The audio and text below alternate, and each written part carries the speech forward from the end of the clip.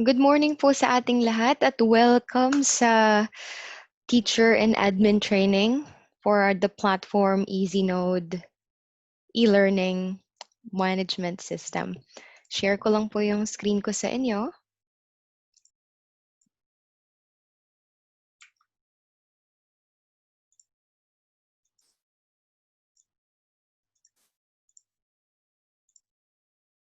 Nakikita po ng lahat ang screen ko?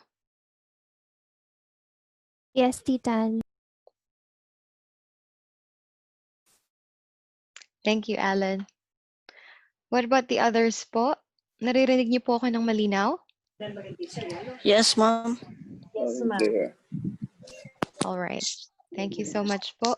And again, I am Tristan and I will be showing you around the platform. You will have a training on how to navigate the system. So you can write down your questions while we are having the demo or the training itself, then we will try to answer it po afterwards. But pwede rin kayong pwede nyo akong i-interrupt anytime then kung if you want an urgent answer dun sa question nyo. That would be fine. You can also type in your question dun sa chat box. So, ayan, maganda umaga po sa ating lahat. Sana po kumain tayo ng breakfast. Medyo mahaba-haba ang ating magiging usapan today. So, una-una sa lahat, let's talk about yung mga complementary applications. So we have 4 complementary applications. We got Moodle, yung backend software natin. Second is yung H5P, which is directly integrated to the platform itself. Kahoot is a gamification tool na pwedeng gamitin ng mga teachers to make the class atmosphere peppy or enthusiastic po. And another one is Doodly, which is a video making presentation. Yeah, video making application to make your presentations more dynamic. And I will be touring you on each. So first, we will have the Moodle.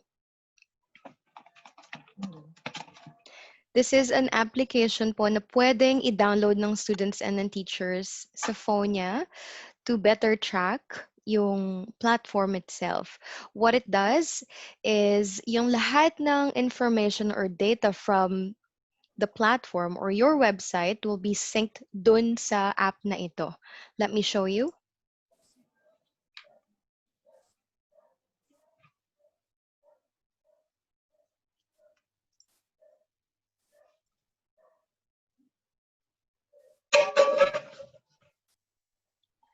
This is what the Moodle desktop looks like. Nakikita po ba ng lahat yung screen ko? Opo. Yes, Titan. Yes, ma'am. All right, that's good. So pwede pong i-download to ng teachers or ng admin at particularly sa students. Very helpful siya, lalo na doon sa mga hindi nakaka-access sa internet 24/7. Dito rin, pwedeng ma-download ng estudyante ang courses offline. Okay, so let me show you around dun sa mga functions niya. Dito yung dashboard. And from here, you will be able to see the available courses. And itong lock button on the side will let you to download the courses offline. Just click on that and download course. Okay. And next up, we got the calendar. Tapos dito makikita yung mga deadlines ng students or pati ng mga teacher. This is basically will serve as a reminder to everyone kung may upcoming na deadline or announcements. Another is, this is an instant messaging system kung saan pwede nyong i-chat kung sino mang online or kung sino man na belong dun sa system nyo. So, mapiprevent na tayo nito to use social media, especially Facebook, and be trapped in the rabbit hole of yung scrolling down ng feed. So dito pwedeng maipon yung mga class-related questions or school-related questions. Notifications, basically, dito nyo makikita kapag may nag-message sa inyo, makikita nyo or may nag-add sa inyo or reminders.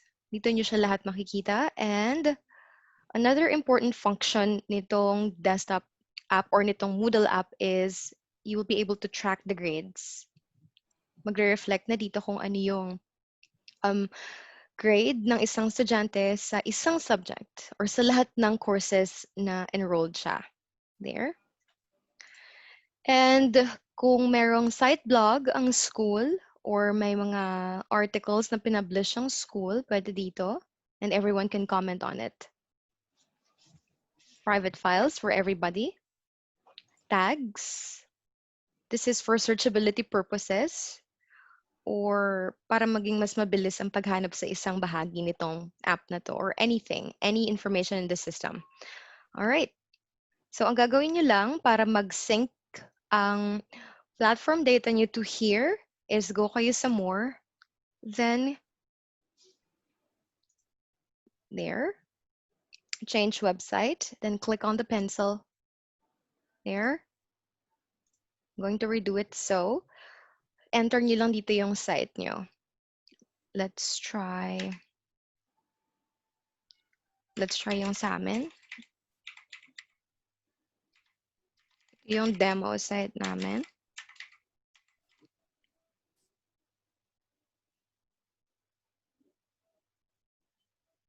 Then type in your username.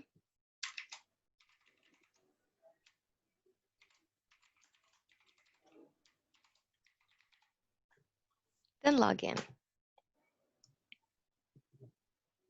All right, so nandito na kayo.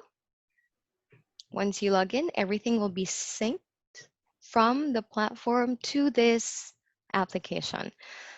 And now that that's done, proceed tayo dun sa kasunod na application, which is H5P. Pakita ko lang sa inyo quickly yung mga tools na pwede nyo magamit sa inyong courses or yung lessons. Let me share my screen once again.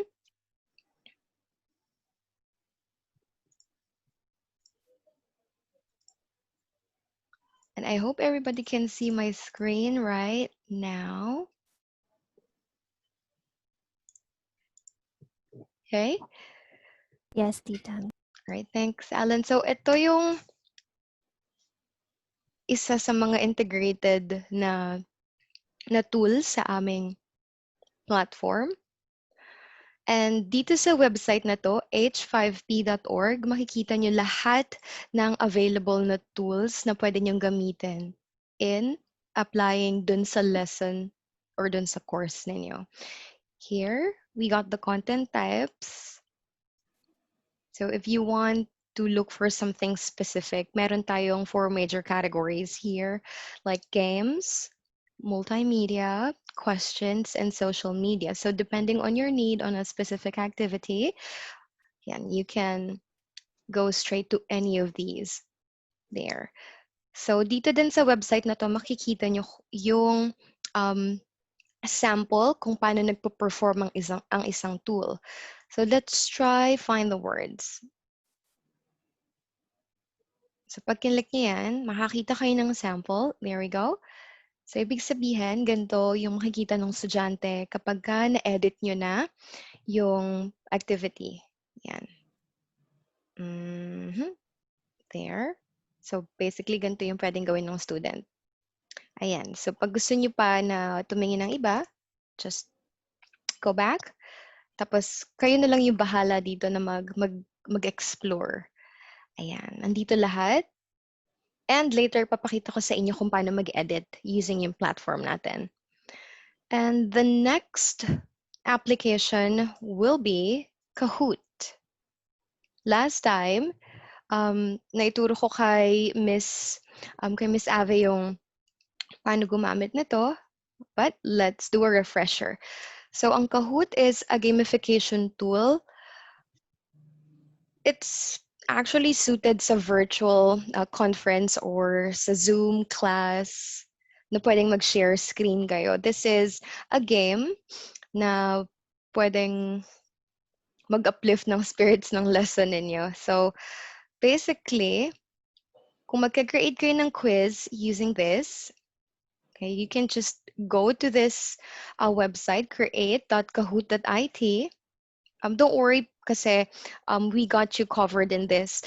Mayroong kasama na sa package ninyo yung isang licensed na account dito sa Kahoot, so everybody can use it.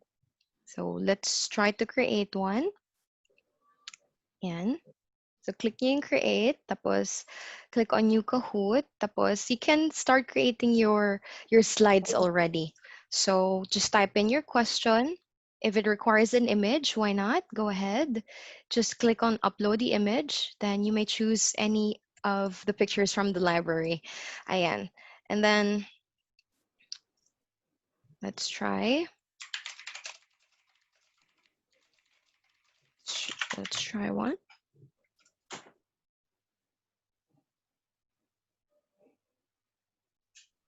And then let's type in the correct answer. So, pero pwede din naman na image yun. Okay, just click here, upload an image. Yan, tapos pwede kayong humanap ng tamang sagot based on the image that you chose. Let's say anything.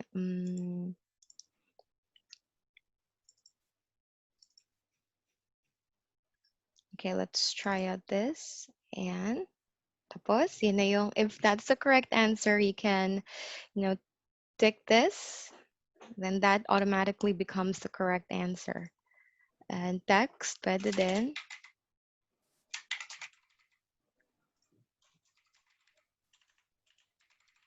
There. And you can create more questions here. Tapos, you can set the time limit for each question. Yeah, by clicking on this. Ito yung lahat ng options ninyo. If you want it to be more exciting, pwedeng mas mabilis. So, just 10 seconds lang. Ayan. So, gaano karaming points? Kayo rin po yung bahala. You want it to be 2,000?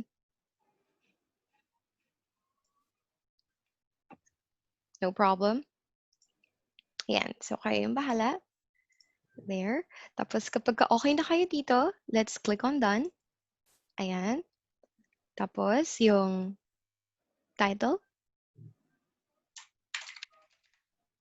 Continue.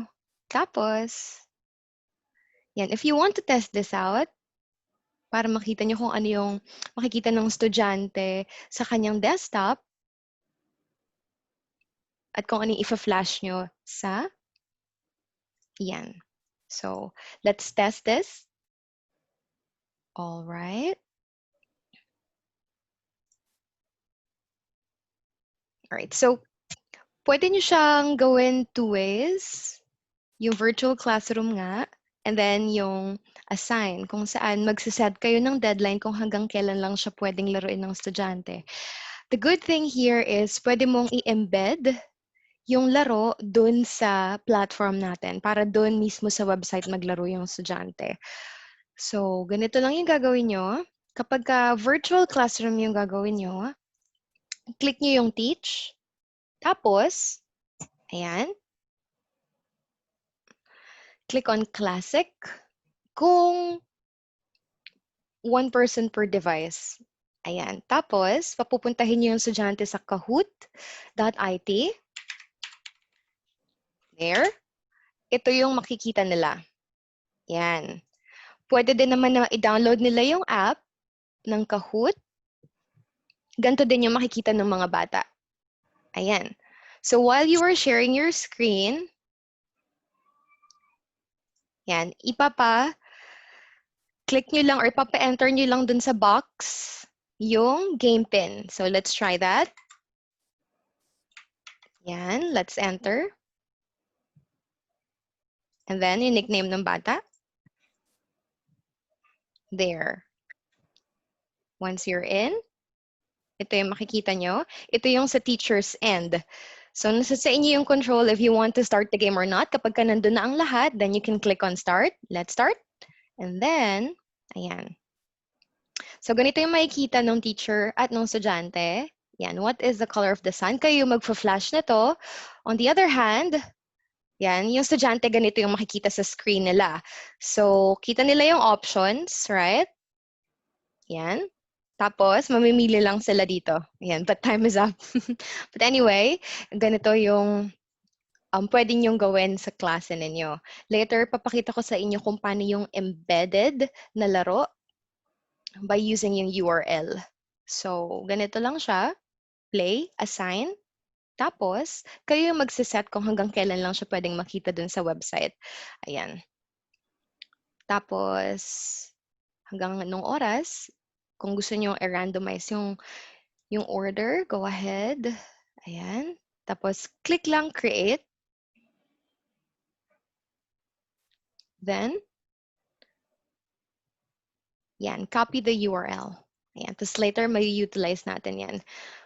So, next application. Park muna natin tong topic na to. We will get to how to insert URLs and external sources mamaya dun sa platform mismo.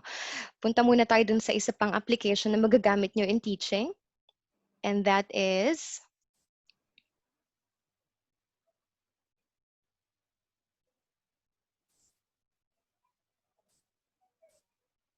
okay, that's Doodly. Okay, let me share my screen.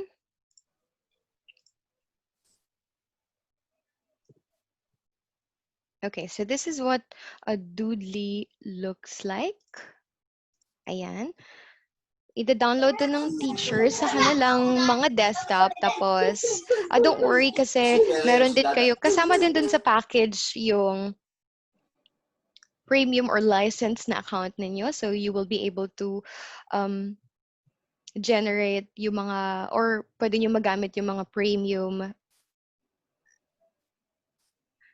na functions dito. So, create the video lang. But of course, first you're gonna have to sign in and then click on the create video once you are in the dashboard. Create the new video, then choose any of the background you want or will best suit your lesson or your layout. So put the title to it, then create. Then you will be directed to this. Tapos, pwede na kayong magsimulang gumawa ng inyong presentation. So if you feel like you want to step up yung paggawa niyo ng presentation, malis kayo dun sa traditional or yung what we usually use, which is yung PowerPoint presentation, you can try this one out. So let's try to insert texts. Yan. So from here, okay, dito sa options na to, you will see the scenes, the characters, the props, the texts, the sounds. Lahat ng pwede nyo ilagay dun sa board nyo are all in here. What you have to do is just click on it, long drag it from here to the board itself. Now you're ready to edit, just double click that. Then there, you can input the text already. Here we go. You may also resize it by dragging the box just like that. Also the image, just click on the image. There we go. So there. Ganun lang siya sa lahat. Sa image, ganun din. Ayan. Actually, sa props, same way. Ayan, there we go. The text, kung gusto niyong baguhin, go ahead. There. Ayan. Double click on it. There we go. You may also resize it. Make it bigger, make it smaller. However you want it to be seen by the students, go ahead. You may also put sound to it. So, ayan. Andito yung mga pamimilian natin ng mga sound effects. There. So, click nyo lang tong play button para marinig kung ano yung sound na yun. There. There. So, yan. Pili lang kayo dyan. Then, just drag it. Let's say nakapili na kayo. You want this one. Just drag it from here, going to this area. Yun, kung saan yun na green. Tapos, makikita nyo na na-add na yung audio once may makita na kayo dito na. Yan. Okay. Pwede din naman na audio yung record nyo. Let's say you want to, have a voice over. Pwede nyong i-click lang itong add. Tapos, pwede nyo kayong mag-record ng audio nyo. So, ayan. Let's try it. Boop.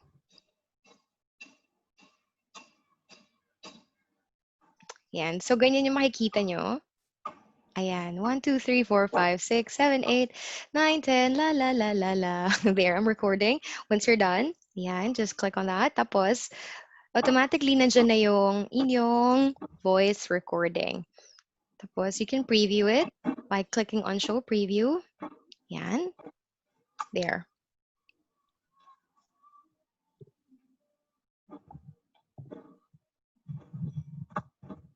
There. Tapos, when you're satisfied na doon sa inyong presentation, if you feel like na-execute niyo ng tama yung plano ninyo, then we can now try to save it and then export it. So you'll be able to retrieve it and integrate it to the lesson or to the course page. There. Tapos, kung gusto niyo siyang mapapunta sa isang folder lamang, so just change. Tapos, let's say, kung gusto niyo siyang mapunta sa desktop para mabilis hanapin, go ahead. So, let's say, just save it there, then continue. Here we go. Now it's rendering.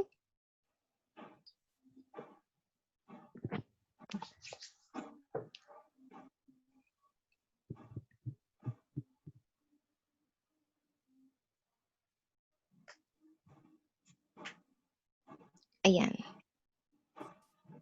Madedere kayo kung nasaan siya ngayon. Ngayon ay nandito siya. Later, gagamitin natin siya kung paano mag-insert ng video. Ito yung gagamitin natin na file. Okay. So far, may tanong po ba tayo tungkol dun sa mga applications? Do you have any questions about dun sa Moodle, H5P, Kahoot, and Doodly? Wala pa naman po. Okay, so wala pa pong tanong. Punta na po tayo sa platform itself. So ito po yung mga matututunan natin today. So we got website login, dashboard personalization, category generation, course creation, user addition, resource insertion, activity production, and grades management. So basically, sakop na po niya lahat yung pang-admin and yung mga kakailanganin ng teacher at the moment. Okay, so proceed muna tayo sa website login.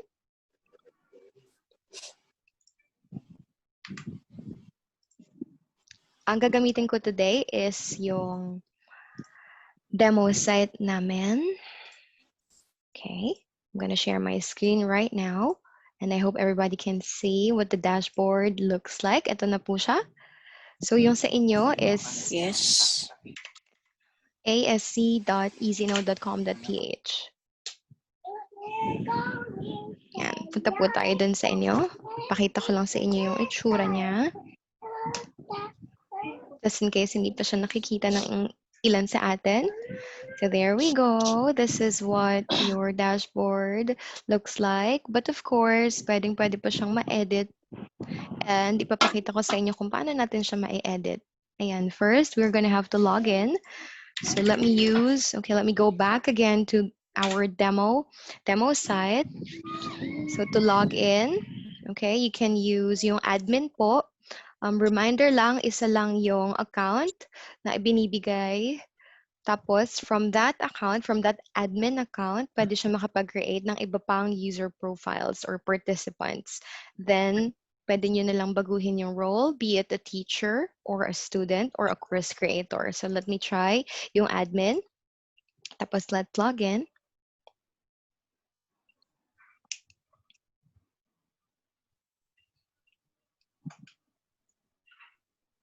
All right, so once we are in, ito na po yung makikita natin, which is yung dashboard.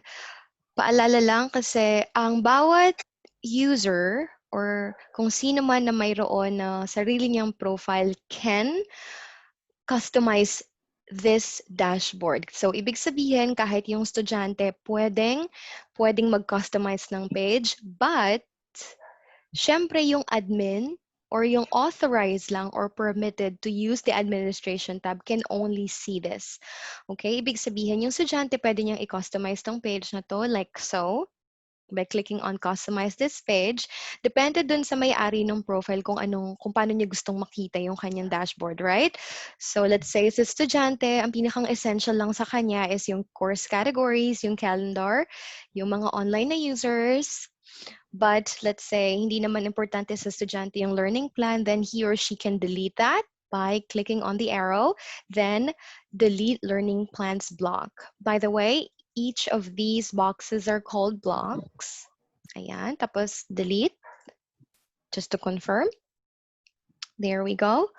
Tapos, anyone can also move the blocks around depending dun sa priority ng tao. Yan, let's say, kung gusto niya na nandito yung mga users, if the person feels na pinaka-essential yung navigation tab, go ahead. So you can put it up there.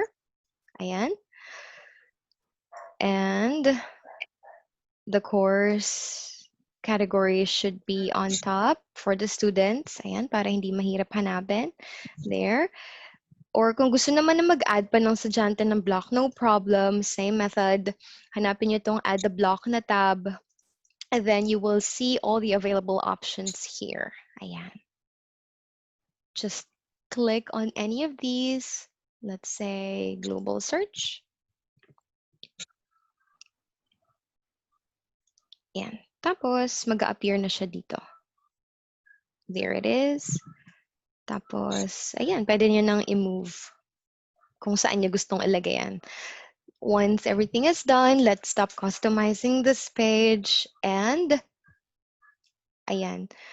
So, para sa mga admin na gustong mag-customize nung, let's say, itong picture na to, itong text na to, yung contact details and everything, you can basically manipulate the information or data here by going to the administration block, click on this arrow right here, then proceed to appearance. Okay, let's wait for that.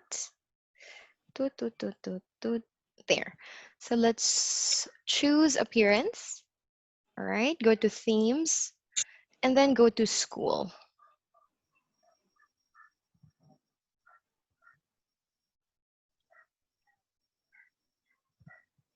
So from here, you'll be able to see lahat po ng options or lahat ng pwede nyo i-configure dun sa site nyo. From the logo itself, from the contact number, from the email address, dun sa Facebook page ninyo, if you have Twitter, yan, if you also have YouTube, and other links na pwede nyo i-connecta or pwedeng maging clickable from the dashboard. You can input everything here. Ayan. It's lahat ng picture na nakita nyo dun sa dashboard, pwede nyo magbaguhin. Ayan, login background image. Ayan, yung banner nyo, pwede. Tapos kung anong nakasulat dun sa banner, there. Ayan, pwede nyo siyang ma-edit dito lahat. So basically, there, yung background ng announcements, pwede din. And then yung color scheme, there. And then pwede nyo siyang ma-change by just, dragging the mouse around. Then let's say I want to use something brighter, perhaps, okay, yellow. Can just click on that. Then it is changed. There. Ayan po. Tapos, pwede nyo din namang baguhin yung pangalan ng blocks. Ayan. There. Tapos, patungkol naman doon sa photo gallery settings nyo or yung nandun sa pinakababa. Ayan. Dito kayo pwedeng maglagay ng mga images. Ayan.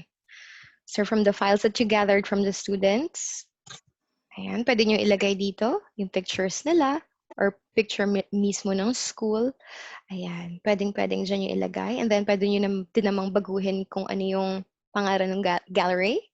Yan. And the footer settings, ito yung nasa pinakababa kung saan nandun din located yung logo ninyo. Yan. You can upload your logo here. Also, nandito din yung address ninyo. Yung contact details nyo basically. So, ayan. Email ninyo. Ayan. Tapos yung pangalan ng company there.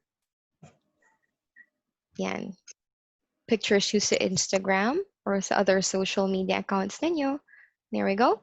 And then, yung mga teachers naman, pwede nyo ding ilagay yung photos by clicking on tutor settings. Tapos here, if you wanted to be seen dun sa dashboard pa lang, yes. But if not, okay lang din naman by choosing no. Ayan. So, ano yung tagline ng tutor section? Tapos, andito yung pwede nyo ilagay yung picture ng tutor nyo. So, anong pangalan niya? Tapos, let's say, ano yung kanyang Facebook page, pwede din. Tapos, ano yung designation niya? Ayan. So, you can put up to 9 faculty members here. Ayan.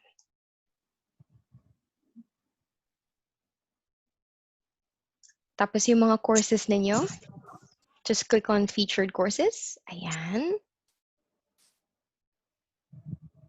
Ayan. Pwede nyo siyang ilagay then doon. Ilagay lang namin is yung presyo. To be specific dun sa packages na available. But of course, you can customize it according to how you want it to be laid out dun sa dashboard ninyo. There. And the photos. Yan. Pwede nyo siyang baguhin dito. Everything ay nandun sa appearance na section and then dun sa school. Everything from the contact details, from the looks, or from the theme, from the colors, everything can be manipulated here. Okay, dito nyo siya pwedeng i-configure lahat. Tapos, kapag okay na kayo doon, just save changes.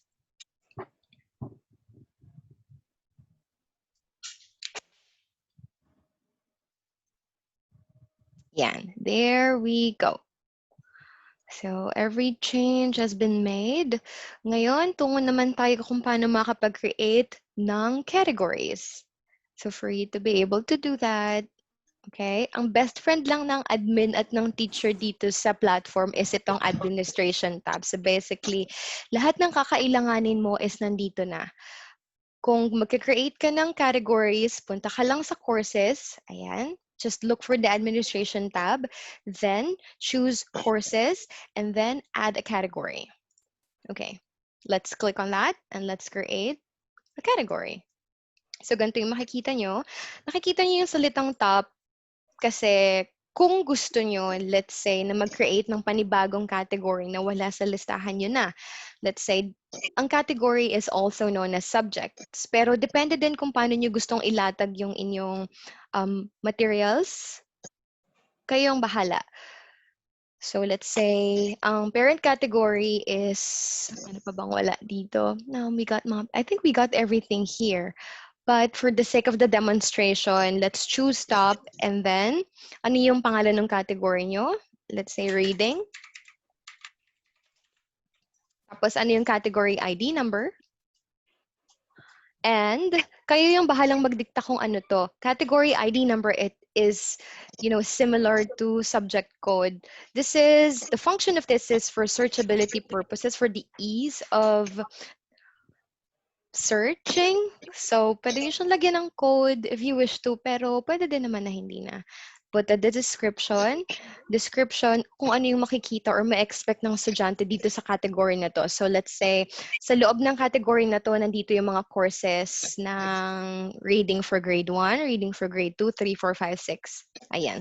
So, makikita ng estudyante agad kung ano yung makikita niya sa loob ng category na to. And then, once you're finished with that, let's create the category.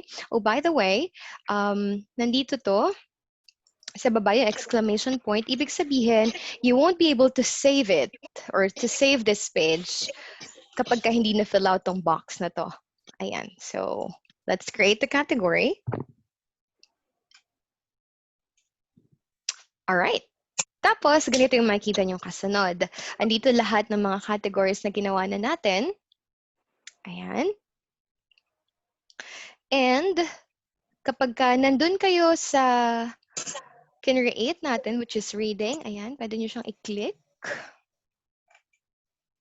Ayan, ibig sabihin, nandito na yung mga courses, or pwede nyo na siyang lamnan ng course.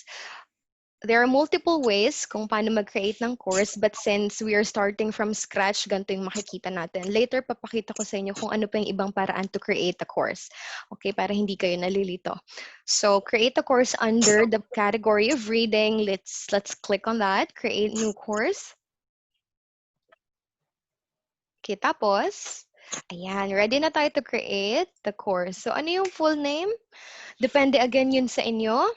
Since ginawa natin is reading, pwedeng, ang course full name niya is, let's say, level 1, let's say.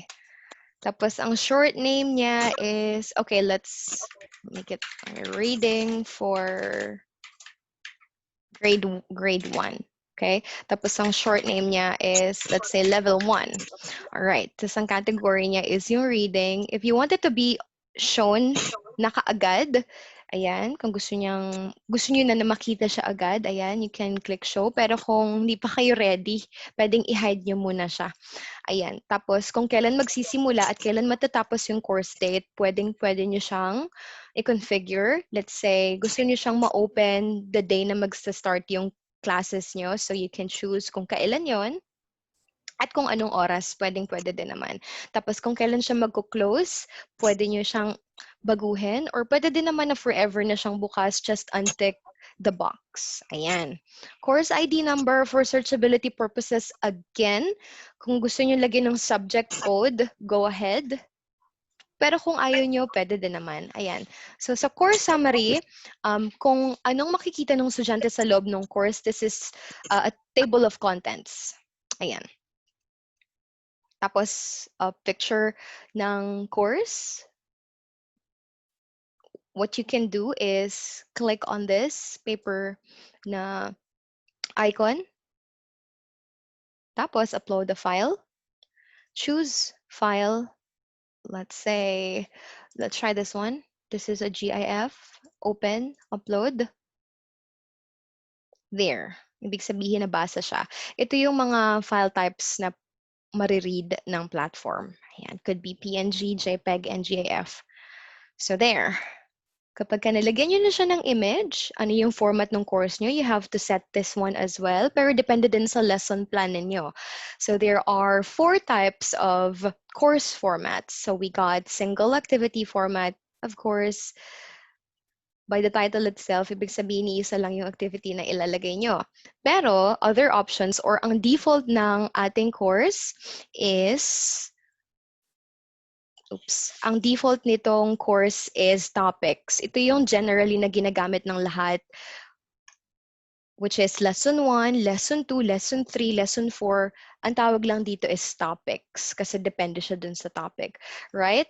Yung weekly format naman, if you feel na gusto mong i-compile or if you're tracking by the calendar, pwede din naman. Let's say, sa week 1, from let's say August 24 to August 31st, andun, nakalagay na lahat ng topics ng students. Go ahead. Pwede din naman. Tapos, later, makikita nyo, ipapakita ko sa inyo kung ilan yung sections. So, since sa weeks ay merong 4, sa weeks format, ibig sabihin, binubuo siya ng isang buwan, right? So, 4. Pag topics naman, depende sa inyo kung ilang lessons meron sa lesson plan ninyo. Yan. And, yung may mga hidden sections, gusto niyo ba na nakikita na siya or invisible ba siya or gusto niyo na pipindutin pa ng estudyante? Mamaya papakitaan ko kayo ng sample nitong hidden sections are shown in collapsed form. Pakitaan ko kayo niyan later. And now, appearance naman. Yan. Actually, meron tayong gimmick dito na pwede niyo siyang i-translate to Filipino or to Tagalog. I tried it last night and it actually works. But of course, selected lang yung mga words na kayang i-translate for some words doesn't have any Tagalog or Filipino equivalent talaga. syempre, English naman yung gagamitin natin. But for the Filipino teachers, if you want for the students to have, a more personal feel nung subject ninyo, then why not try the Filipino? Ayan. So, announcements. Kung ilan yung announcements na gusto nyo mag-appear dun sa course page nyo. Gusto nyo bang ipakita yung gradebook ng students for them to track kung ano na yung progress nila dun sa mga activities? Ayan. Gusto nyo bang ipakita din yung activity reports? Go ahead. Yung files and uploads naman specifies kung gaano kalaki yung kayang tanggapin ng site. Let's say, sobrang dami nyong videos, ganyan. You can up the site limit to 150 MB. Ayan. Pero I think better or best na piliin nyo na yung pinakamataas. Completion tracking. Gusto mo ba na matrack, no? Gusto mo ba as a teacher na i-track yung progress ng estudyante in terms dun sa mga inilagay mong activities? Ayan. Groups naman, if you want, let's say, igrupo yung mga estudyante at bigyan separately ng activity. Ayan. You can create groups here. Ayan. So, role renaming by default, ito yung mga, kumbaga, may role doon sa site. So, manager is the admin, but if you want to be more specific, pwede naman ilagay mo na yung pangalan na kung sino yung may hawak ng admin. Pero by default, ito lang siya basically. Ayan. And tags, just like yung subject code or yung course code, pwede niyo siyang lagyan.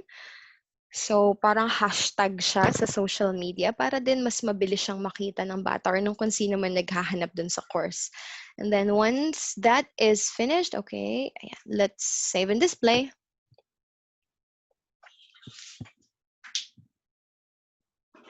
Ayan, so ganito na po yung makikita niya.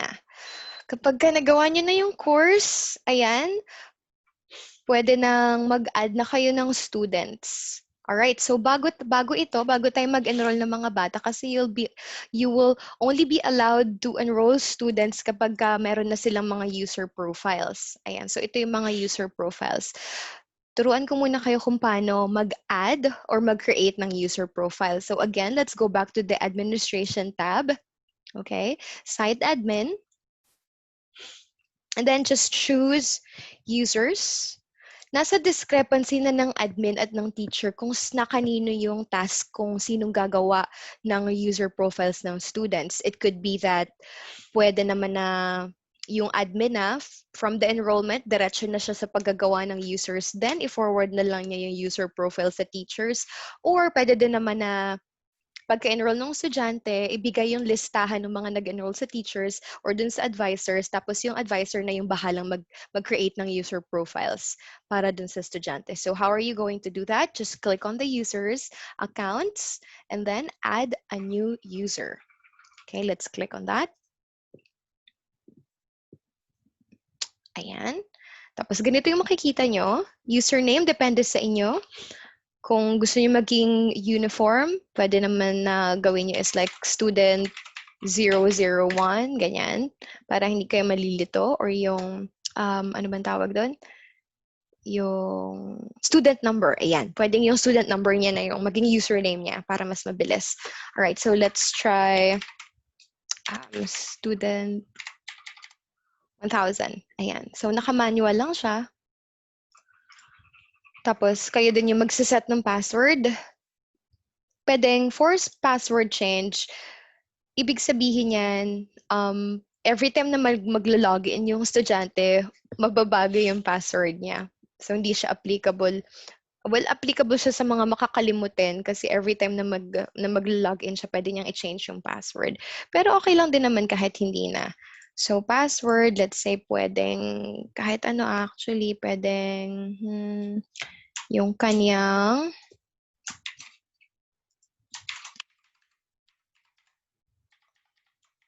yan. Let's try yan na lang. Tapos, ano yung first name niya?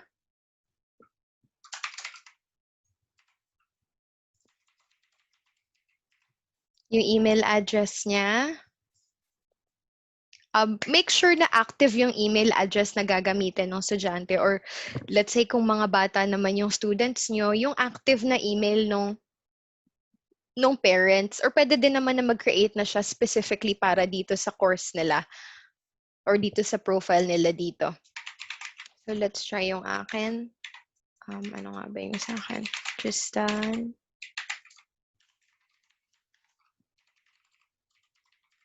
Ayan. So, allow only other course members to see my email address. So, kung sino lang yung nandun sa course, nakasama nung bata, siya lang makaka-access. Pero kung gusto mo naman para sa lahat siya, yan, go ahead. Kung taga saan,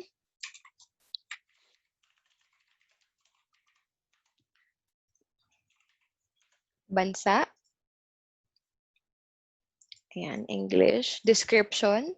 Kung gusto niyo lagyan ng description yung bata, yung picture, pwede din naman. Tapos, may additional name, may palayaw ba siya na gusto niyo ilagay? Ayan. Anong interests ng bata?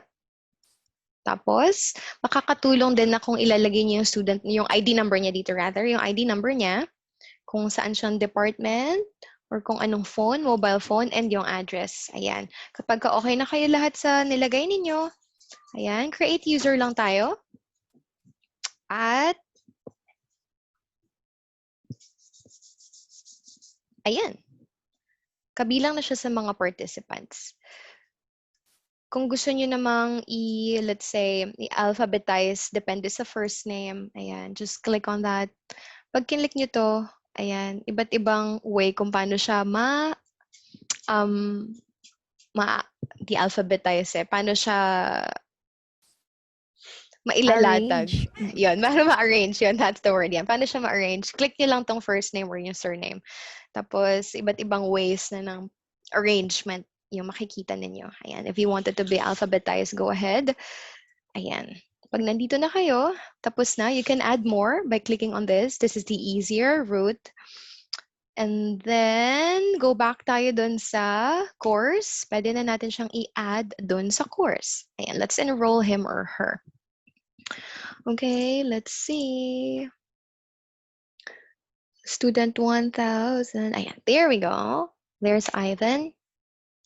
Ayan, tapos you can assign a role. He's a student. Tapos, sa show more, makikita nyo dito yung enrollment. Ayan. Kung kailan magsisimula, hanggang kailan. Ayan. Pero, kung gusto nyo forever na pwedeng mag-enroll ng estudyante dun sa course na yon, go ahead. Then just click on enroll users. There we go.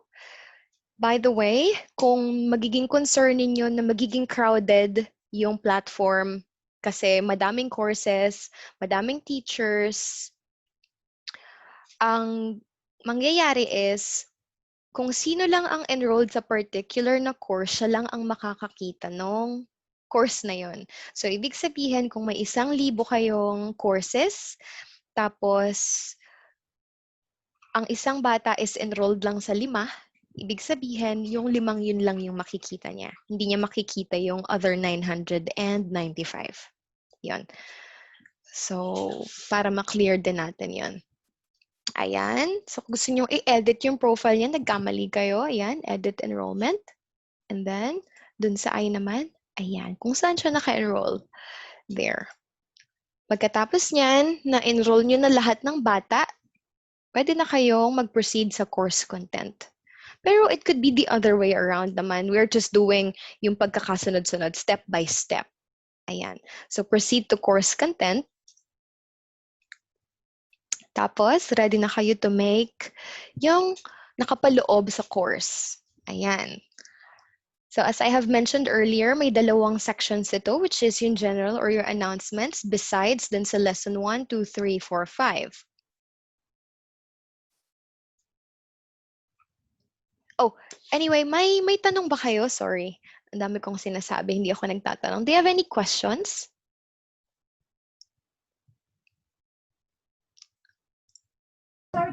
Wala pa naman po. Okay. Alright. So, kung pwedeng mag-enroll by bulk, pwede din. Yeah. Sorry, Allen, hindi ko nakita. But yeah, you can enroll students by bulk by just, punta tayo dito. Ayan. Bulk user action. There we go. Choose nyo lang to, fog, keys, or actions. There we go. Ayan. Makikita nyo na siya lahat dito. Ayan. So, anong gusto nyong gawin dun sa i-choose nyo? Let's say, try natin.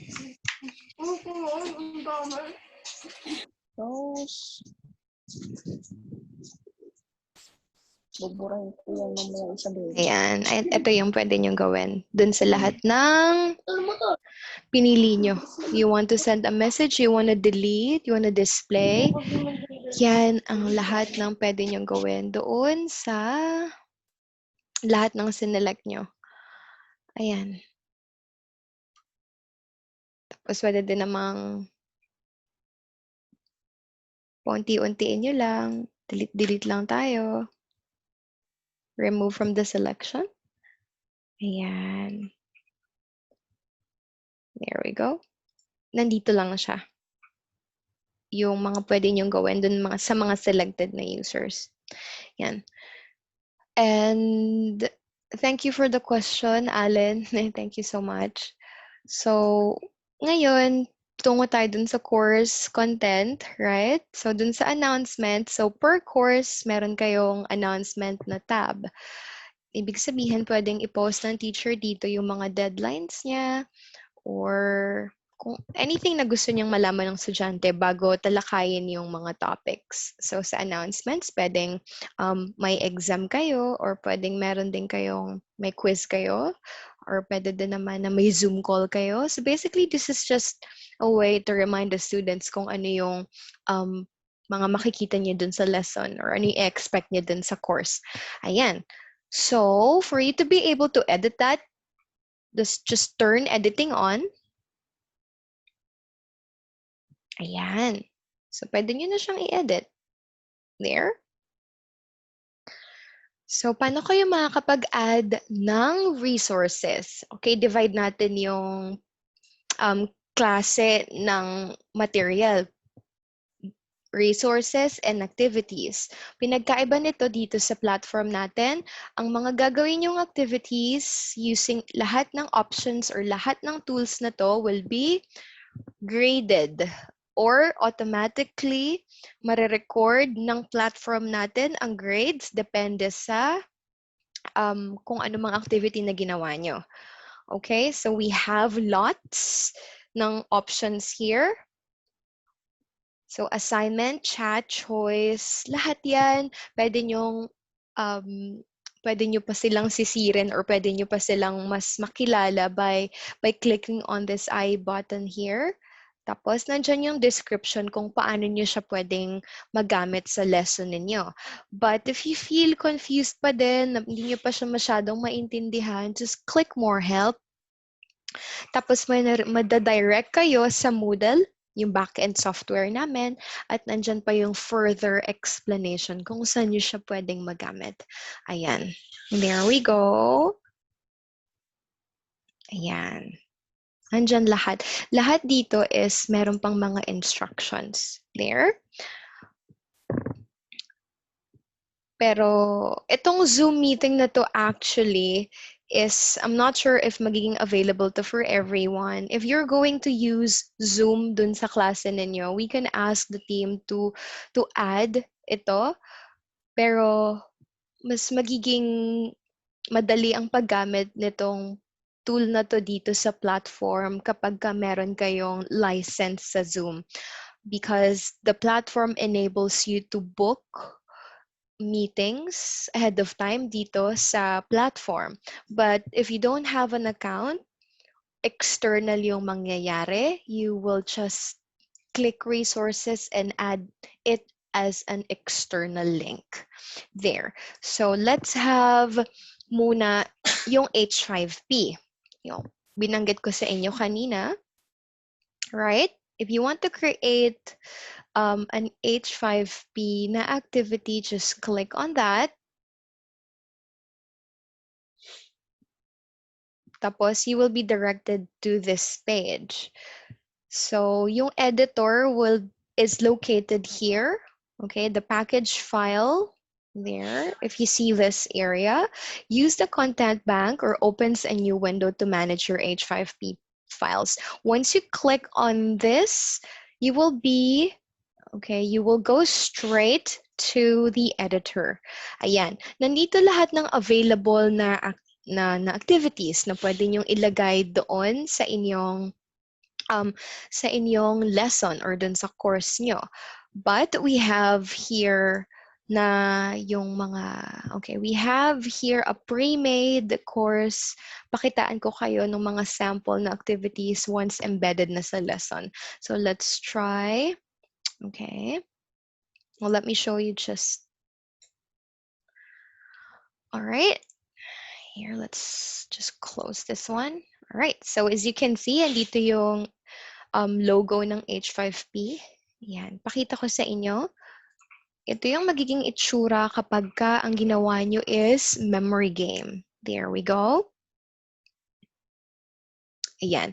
So after, inserting an image, tapos after na may mapanood na video ang estudyante, you can, create a memory game just to see how much they've learned dun sa mga resources na in-insert nyo. So like this, for example, this is just a sample, so hindi siya really related doon sa ginawa namin. We have just tried to embed this. So, pwedeng maglaro yung estudyante nitong memory game. At the same time, graded siya. Alright?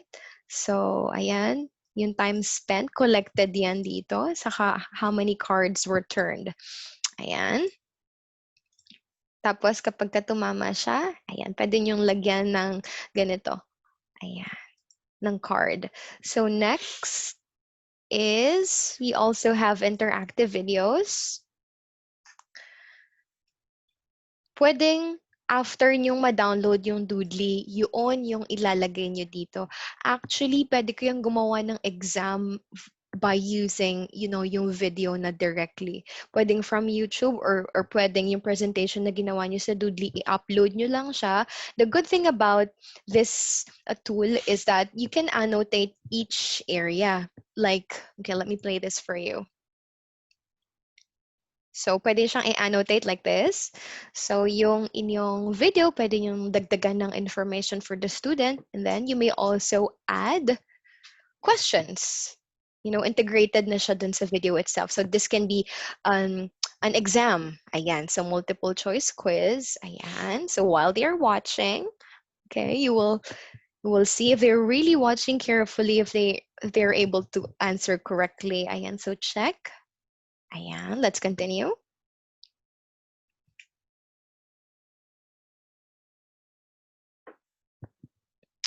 There, this is another question type. Ayan, this is identification. Okay, let's try kapag ka may mali. Okay, ayan. What the video or what you can control is kung saan binanggit yung tamang sagot. Like in this case, sa intro siya ay babalik. Ayan. There, you will see here, right, yung ingredients. Tapos, let's see kung makatama na tayo. Ayan. Then let's continue. So, ganito yung pwedeng gawin pwede siyang gawin ng teacher sa iba't ibang klaseng video, sa iba't ibang klaseng subject. And fill in the blanks, another question type. Ayan, fill in the correct ingredients. Strawberries and blueberries are mixed with milk. I don't know what this one, oatmeal, something to make this delicious smoothie. Not sure. But yeah, you may also show the solutions to the student kung ano yung mga tamang sagot. If it's available, yeah, you may. Ayan, so pwedeng gawin to ng teacher. Actually, this is a good way. Parang panibago siyang paraan kung paano magpakita sa estudyante ng content. Besides videos from YouTube, besides yung mga texts or yung mga Microsoft Office files natin. Besides that, you can also try this. But pwede din naman na hindi, just know na these tools are available in the site. So you have plenty of options on how you can execute your lesson well. All right, next we have image hotspots. Okay, let's try this one out. And ang pinagkaiba niya dun sa interactive video, yeah, hence image. Yeah, besides that, you can, do this the other way around. Ibig sabihin, you can insert a video here. Ayan. There. Mag-a-assign lang kayo ng hotspot dun sa image. Tapos, madidirekta na yung estudyante dun sa link na gusto nyo. But text is also okay here. Ayan. And it can also be in full screen mode. There. Okay. And then another thing you can do is virtual tour. All right. So, especially dun sa mga subjects na visual, such as science and geography, actually, lahat ng bata, we know that they are visual, especially ngayong era na to dahil sa social media or sa revolution ng internet. So, lahat tayo nag-rely na sa images for us to understand things. So, this would be a great help then because hindi tayo pwedeng lumabas, right? So this can be a supplement dun sa lesson ninyo. Pwede siyang maging compensation dun sa inability natin to show the students the real life. So pwedeng substitute muna siya habang hindi pa tayo pwedeng lumabas or hindi pa pwedeng mag-interact. Ayan. O pili lang kayo ng high quality na image. Of course, depende sa subject ninyo. Science, pwede din. Anong itsura ng brain up close. Yeah, you can do that. Yeah, transform a static image into a 360 degrees. Ayan, pwede din naman siya sa lugar. Pwede siya sa museum. So, kayo lang yung bahala doon kung anong gusto nyo. So, pwede din nyo din siyang i-annotate. Let's say, if you want a particular area to be zoomed in, or if you want the student to look closely what's inside, you can annotate it with an image. Yan, just like this one. Also, you can, take the student to multiple areas like so. Ayan. So, maganda to sa yung mga famous places dito sa Philippines. There. Ayan. Pwede din siya sa parts of the house. Ayan. There. So, pwede siyang i-full screen para mas maganda, ma-maximize yung experience ng estudyante sa pagtingin-tingin dun sa picture. Ayan. So, just click on ASCI. There. So, if you want to reset the camera to go back to where you came from, ayan. Tapos, ito lang. Ayan. Tapos, another one. This is another place. Ayan. In a larger scale, ito yung magiging itsura nung pinapakita niyang lugar. Ayan. So, pwedeng iba't ibang views yon. So, pwede nyo din siyang i-annotate ng video. There. So, that's that. Another is speak the words. If you're teaching English, English or anything actually, na gusto nyong banggitin ng estudyante yung sagot, go ahead. Sa math, pwedeng-pwede din to. So, kagaya nitong meron tayo at the moment, let's start the quiz. And just what the student will have to do is just push this button to speak, and then his or her camera being detected by the platform. And from there will be, recorded na nung mic, tas ng platform, kung tama yung sagot, marirecord siya. But at the moment, I think I'm having issues with my Google Chrome. Yan. So, sarili ko tong problema. Pero, ganito siya, basically. Let's go dun sa H5P and let's find speak the words kung paano siya gumagana. Alright. Ganito siya.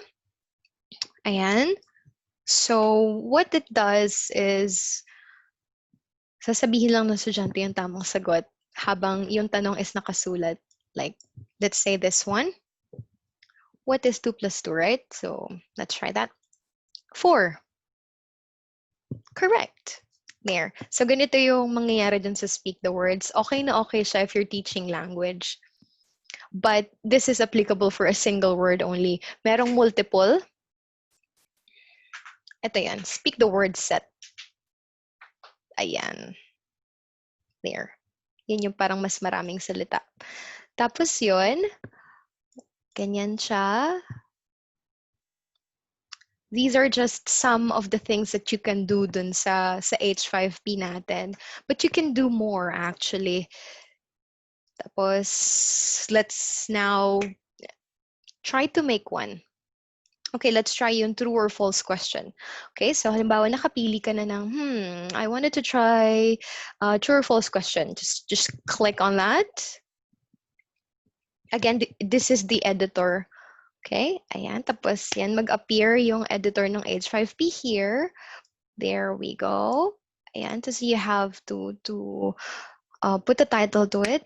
So anything is okay. Ayan, test 1. Let's try that. Tapos ano yung tanong ninyo? Just type it in here. Okay, true or false? Okay, is the Earth square? Is it true or is it false? All right, just choose the correct answer. Ayan, and once you're finished with that, let's try to save it. Okay. And then, yan, i-direct kayo dun sa preview. So let's say false. Check. There we go. You got a point. Kapag katapos na kayo dyan, or if you feel like nakita nyo na yung gusto nyo makita, or yung vision nyo kung paano execute yung activity, go ahead, close it. It will be in your content bank already. Let's go back doon sa page kung saan kayo. Ayan, unang nag-create ng page. There. Dito. Alright. So, activity test 1. If you want to put a description into it, pwede din. Pwede din namang hindi na. If you want it to be displayed or not, pwede din. Tapos, punta na tayo sa pag-embed. So, you have to click this icon, add. Go to content bank. Directly, it's right here. Ayan. So, there we go. Select this file. There. And then, yung grades niya, i-modify mo lang dito if you want na may grades yan. Grades to pass dun sa particular activity. Attempt options niya. Ayan. Yung module settings. Ayan. Kung meron ba siyang, may number ba siya? Kung groups ba siya? Ayan. If you want it to be hidden from the students, yeah, go ahead. And if you want this activity to be completed until such time or until when you want, go ahead. There is also an option na pwedeng yung student yung mag-track manually, wherein may box lang sa tabi ng activity, tapos i-check niya yon once completed na. Or if you want it to be automatic, ibig sabihin, kapag ka pumasok na siya or na-click niya na yung activity na yon, tapos natapos na niya, paglabas niya, automatic na may check na yon. Ayan. Gusto mo ba na maka-receive siya ng grade? Yan. You can check it or not. So kung hanggang kailan lang niya pwedeng gawin yung activity. But if not, if you want to consider, let's say yung mga estudyante na hindi naman ganun kalakas yung internet, ganyan, yan, you can untick this one. Tapos forever na siyang pwedeng gamitin ng estudyante. Ayan. Tapos, save and display lang again.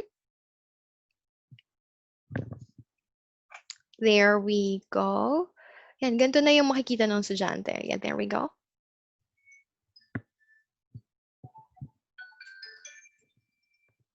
Then, ganyan na. That's what the students will be seeing. Ayan. And after the so after na kayong makapag-explore sa H5P, basically ganun lang yung gagawin nyo. Yan. Una, punta kayo dun sa page. Tapos mag-explore kayo kung ano yung gusto nyong gawin. Go back here. Tapos mamili. Then just edit it. That easy.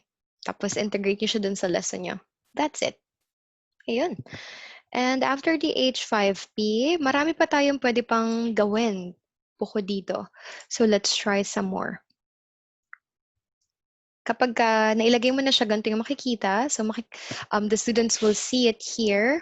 Yung sinasabi ko sa inyo kanina na merong box na ititik yung estudyante, ganito yung makikita nila, like this. So since this is automatic, ganito yung makikita niya. But then if it isn't, if it's manual, yung estudyante yung makakapag-click niyan kapag siya ay tapos na dito sa activity na to. There. So let's try another activity. Let's say naman, if you want to increase student engagement besides Zoom meeting, gusto nyo na dun sa mga mas matatanda nyo ng estudyante, let's say mga grade 6, ganyan, or high school, if you want to engage them in a certain discussion, pwede nyo gamitin yung forum. This is good para ma-increase yung input ng estudyante. Let's say, mag-input ka lang dito ng discussion or ano yung gusto mong pag-usapan. Let's say, any social event, or socially relevant na event. It's good din to promote their awareness of what's going on. Pwede din namang kahit anong related dun sa lesson nyo na gusto nyong pag-usapan. Pwede nyo siyang gradean from sa sagot niya. So let's try. Ano yung forum name? Description. Ayan. Availability. Again. Ayan. Kung yung word count hanggang ilan. Ayan. Hanggang ilang announcements. Tracking. Kung gusto nyo magla-lock yung discussion kapag inactive na siya. Ayan, yung grading niya. Scale ba siya or point? Ayan, depende sa inyo. Grading method. If may sarili kayong rubric, go ahead. You can do that. Ratings.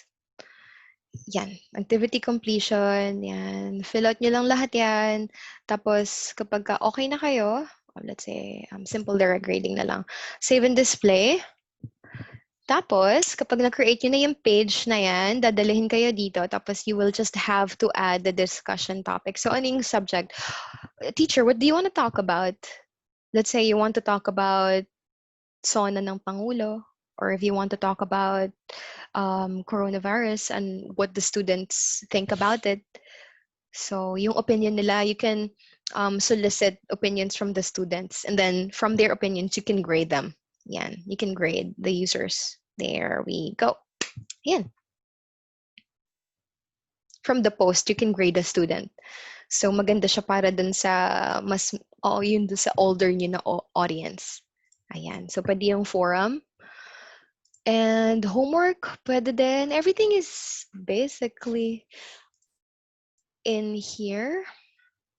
Kayo na lang yung bahalang mag-explore. Ayan. Tapos, next step naman is yung quiz. I would rename this as an exam kasi nandito yung feature namin na Safe Exam Browser. So, what the Safe Exam Browser does is kapag nakapag-publish na kayo nung test, the student will be brought to another browser where the browser will lock yung screen ng estudyante, yung disabling them from looking up answers from another website. So this is basically an exam. If you're worried dun sa cheating or kung paano nyo siya mas matatrack, pwede nyong i-enable yung Safe Exam Browser for the students. So, pakitaan ko muna kayo kung anong itsura ng quiz.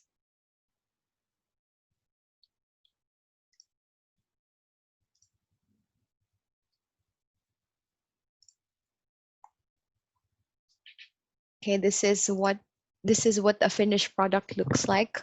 So kapag nakagawa na kayo, ganito yung makikita ng estudyante.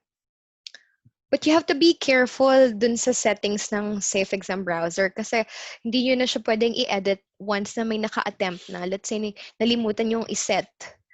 Hindi nyo na set pa muli siya sa Safe Exam Browser once the quiz has been attempted.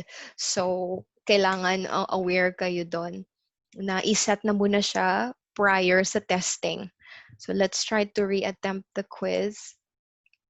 Ganito yung layout ng test. Ayan. Yan. So dito sa quiz navigation, makikita ng estudyante or makikita nyo kung ilan yung items. Tapos, pwede nyo, may time pressure din siya. This is an addition doon sa worry nyo na let's say, okay, nakalock nga yung desktop niya, hindi nga siya makapag-browse. But what if the student has a phone? Tapos doon niya matatype yung question. Pwedeng dito natin ma-fix yung issue na yon by shortening the time na pwede silang magsagot. Let's say, yung exam nyo ay may 100 na items. Pwede nyong i-time per question na 50 seconds lang siya or 30 seconds lang siya pwedeng sagutan ng estudyante. So, wala na siyang time para makapag-cheat pa siya doon sa area na yun. So, safe exam browser plus yung time pressure, I think mami-minimize natin yung cheating ng student. Alright. So, punta na tayo doon sa questions itself. Meron tayong iba't ibang klaseng question types. Like this one, this is true or false. This one is identification, right? And meron tayong multiple choice. We also have drag and drop or fill in the blanks. Ayan. We also have sentence completion here. If you will see itong box sa tabi, pwede nyong i-allocate ang isang question ng points. So, depende kung ilan o kung depende sa weight or sa difficulty ng question, yung equivalent niya na points. At kayo yung bahalang magdikta nun. Let's go to the next page. Bahala din kayo kung ilang questions per page. I just made it 5, pero pwedeng isa lang per per page yung question nyo. Ayan. This is another way of fill in the blanks. Tapos, meron din tayong essay. So, what it does is, pwede nyong lagyan ng feedback. Ito, mamaya ipapakita ko sa inyo na ma-flash after masagutan ng estudyante. Oh, excuse me lang.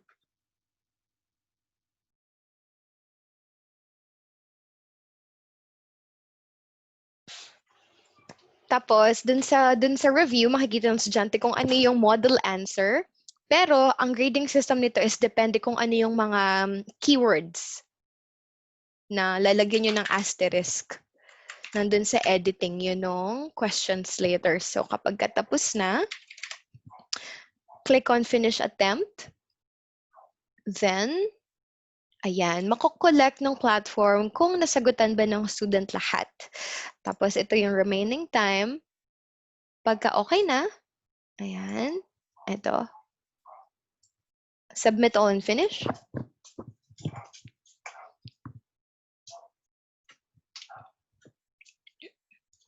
And ito yung review na sinasabi ko. So, dun sa pinakataas ng page, makikita natin kung kailan siya sinimulan, natapos ba siya, kung kailan siya natapos, gaano katagal siya tinapos, at kung may grade na.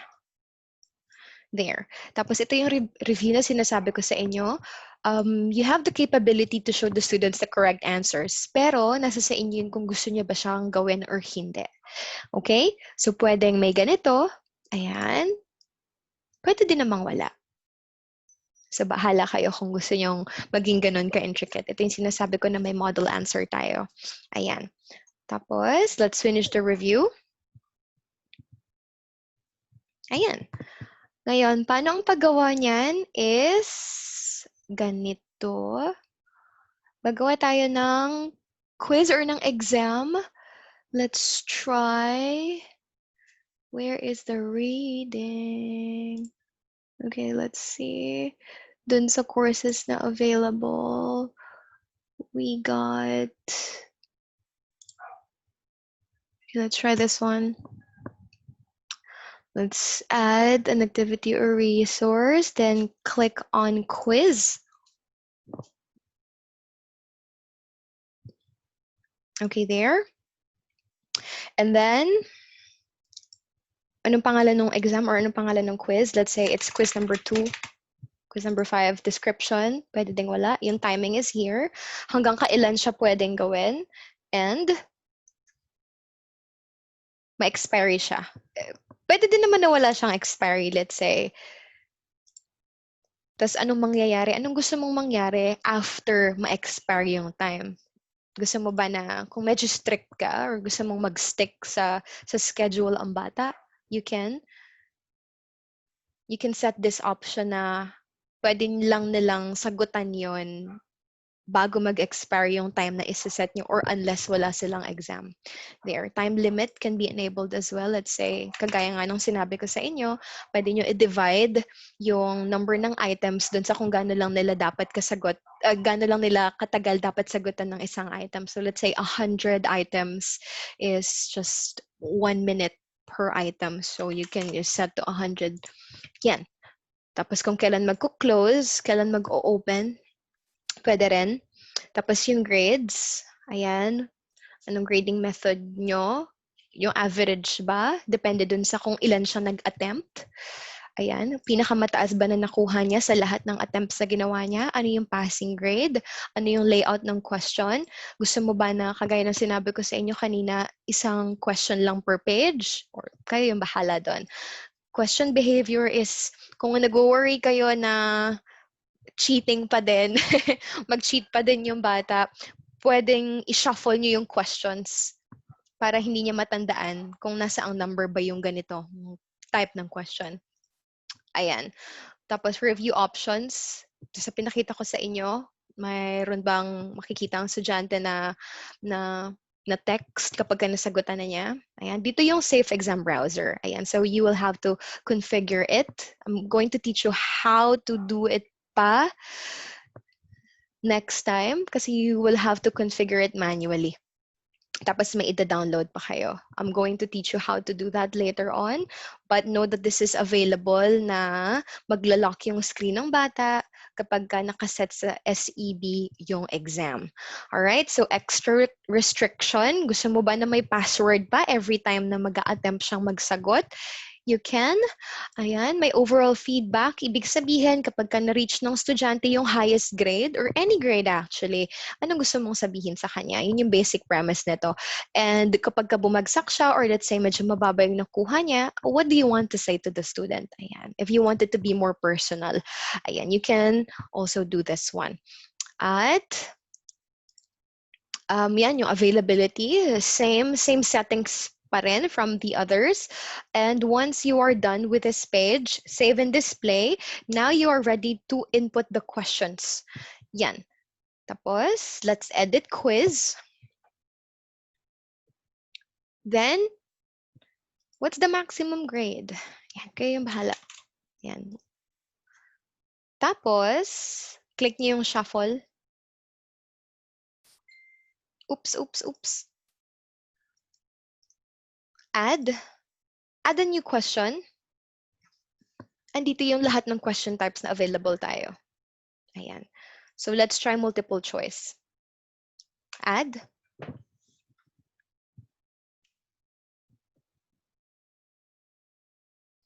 Ayan. Anong question name or anong question type? Question text. Ano yung pinakang tanong mo?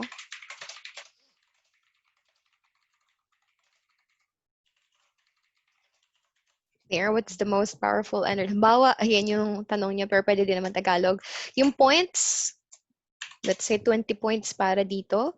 Do you want it to have a general feedback? Let's say, after niyang masagutan tong item na to, may feedback ka ba right after? Pwede din namang wala. May ID number ba tong question mo? You can. Or let's say, meron ba itong maraming klaseng sagot? Ayan, multiple answers allowed or isa lang ang tamang sagot. You want to shuffle the choices? Go ahead. Ayan. Tapos, dito muna i-input yung sagot. So, this is A. Choice 1 is A. Choice 2 is B. So on and so forth. So, para saan ba tong napakadaming pipindutin na to? Ito, pwede mong gradean per item or per letter na sagot. I know we are very much familiar with board examination. Laging yun yung aking example kasi nakikita ko na the best to dito. Let's say, hinahanap mo yung the best answer. Pwede mong gradean per letter na sagot ng estudyante. Let's say dito sa what is the most powerful energy, the best answer is solar. Let's say solar energy yung best answer. Tapos lahat naman sila tama yung tamang sagot. It's just that pinakang tama yung solar energy. You can grade it to 100%, or bahala kayo kung ano yung allocation ng grades. Ayan. So on and so forth. Ayan. And kung gusto mong extra challenging yung exam mo, ibig sabihin, if you want to penalize the student every time na magre-retry siyang sagutan yon at mali, you can also put a penalty sa each attempt niya. Ayan, so kayo yung bahala doon. But kung ayaw nyo naman, pwedeng-pwede din. It's just that this function is available if you want to create, mas strict na type ng exam. Ayan. So know that that's available. Let's remove this. Let's try. I don't know what other types of energy there are. So thermal energy. So what else? Oh, geothermal. Let's say wind. Wind energy. There. Tapos kapag na-input nyo na lahat yan, save, changes, and continue editing. There we go. Oops. All right, let's set that and then save changes. Ta-da! Let's preview it. This is what the student will see. Ayan. Yan yung tamang, let's say, ang tamang sagot. Ayan. Submit all and finish. There we go. Then, kapag okay na kayo dyan, let's close the preview.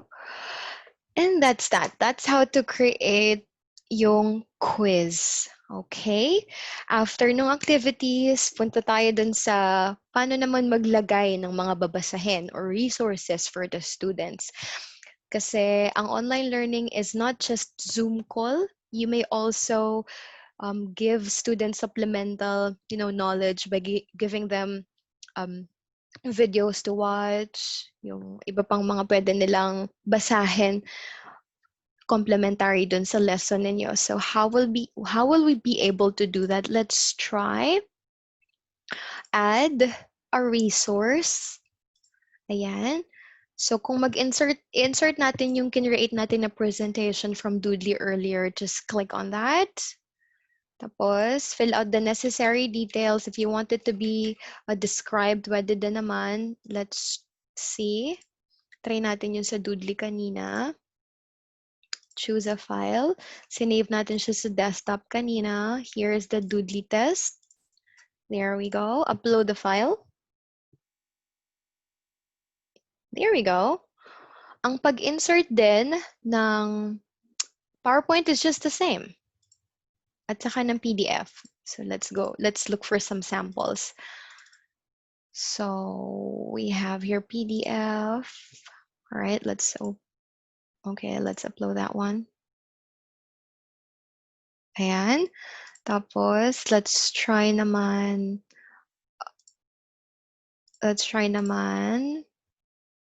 PowerPoint. Ayan, let's upload that one too. All right. What about, let's say, pag text lang? Okay, let's try this one. Ayan, so you have multiple files here. Yung appearance, dito nyo matutukoy kung paano niya gustong i-layout itong lahat ng inilagay nyo. So you want it to be automatic ba? Embed is good for external links. Kagaya na ipapakita ko sa inyo sa Kahoot later, wherein you can embed kung ano yung game outside from outside to the platform itself. Pwede din naman siya pwede nyo i-embed yung PDF in a way na naka-post na siya dito. Hindi na kailangang i-open pa ng estudyante from from outside the platform. So mababasa na niya from the platform yung PDF. You can just choose embed. However, this is not applicable sa yung embed na option is not applicable sa PowerPoint presentation.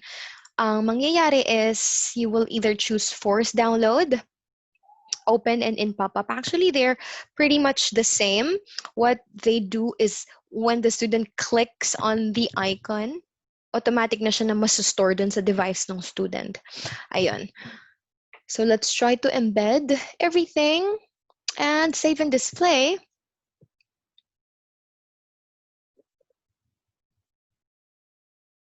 Whoopsie. So ito po yung kinreate natin kanina. Tapos paano makikita? Kapag ka naman, pakita ko lang sa inyo kung paano yung kapag ka PDF yung makikita. Okay, let's try.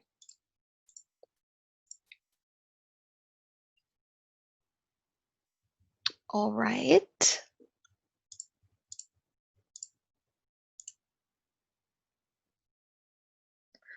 Oops, forgot that.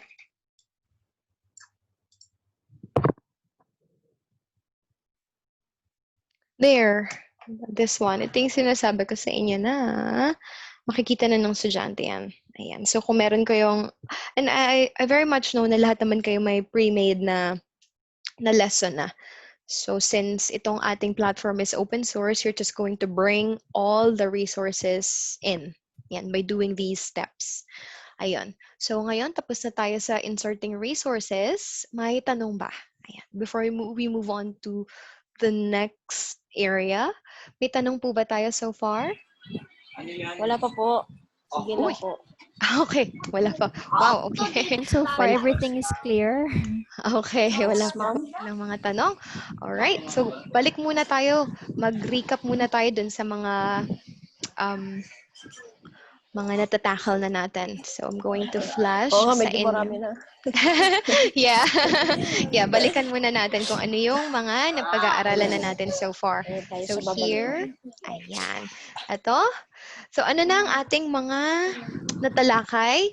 We were able to discuss yung website login, how to personalize the dashboard, yeah, how to create a category. We've also done that already. How to create a course, and how to add yung user profiles and how to enroll students. We were able to cover that as well. Resource insertion, we were able to learn how to insert PowerPoint, videos, images, ayan, PDF, and activity production using H5P. Ayan. Now, we are down to one activity left, which is, I think, yung Kahoot.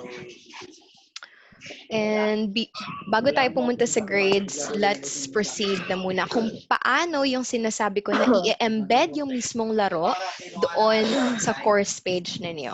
So, I hope everybody's ready. Gusto niyo mag-break muna tayo? Ayun, pabibalik lang. Break muna. Okay lang, ma'am. Okay. Saan na kaya yung mga yan? Ba't di sumasagot? Teka nga. Wala ko ah. Si Miss Precious lang yung active. Ang active ni Ma'am Mino. It's your precious. Andito ako. Oh, yun, si Miss Michelle. Ayan pala. Lagi na. Hello po, si sa Ma'am wakas. Dito rin ako. Kaya si Miss Sheena. Hello Ay, po. wala machine. Alam ko lang machine. Buhay na buhay pala naman ang lahat. Si Sir Sunny din. Hello po. Ay, Sir Sunny. Hello.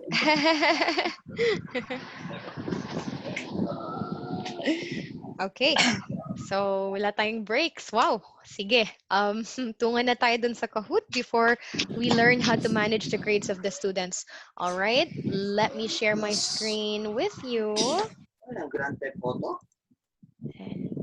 And we are going to go there. Okay. So, let's go to the Kahoot. Ito na po yung ginawa nating Kahoot game earlier, yung test 1. So how are you able to embed it to the course itself? Let's copy the URL po. Ayan. So, kung gusto nyong i-edit kung hanggang kailan siya magiging available, you can just change the deadline there. So, hanggang kailan siya open. Then save. There we go. And then copy URL. Let's go back to the activities. And then, okay, let's click on any of the topics. Ayan po. Tapos, add an activity or resource. Then let's go sa URL. Remember, the external source po siya. Kaya ito po yung pipiliin natin. So let's put here yung URL. Let's paste it, or pwede din namang like this. This one. Ta-da, you will just have to download it just like that, or the way I showed you. Kahoot one. If you wanted to have a description, go ahead. The appearance po, it should be embedded. All right? Para nakapaste siya dun sa platform natin itself. So kapag okay na yan lahat, explain ko lang ang difference nung dalawa. Ulitin ko, yung H5P and nung Kahoot is that lahat ng activities na created using H5P are all recorded by the platform. Whereas yung Kahoot is just a tool to make your virtual classroom or your live class engaging, or if you want to elicit, mas positive na feedback from the student, if you want, mas exciting na klase, ganun lang po siya to help you engage the students dun sa lesson. But yung makukuha ng estudyante na grades, sa kanila lang yon. Hindi po siya ma-record ng platform. Ayan. Pero kung gusto niyo naman siyang lagyan ng grades dun sa activity na yon, I'm going to teach you how later. Ayan, pero by default, hindi siya mag-gradean. Alright, so ganito, save and display lang po natin. Then, ganito na yung makikita nung estudyante. This was the one we have created earlier. Ayan, test 1. So, let's enter a nickname.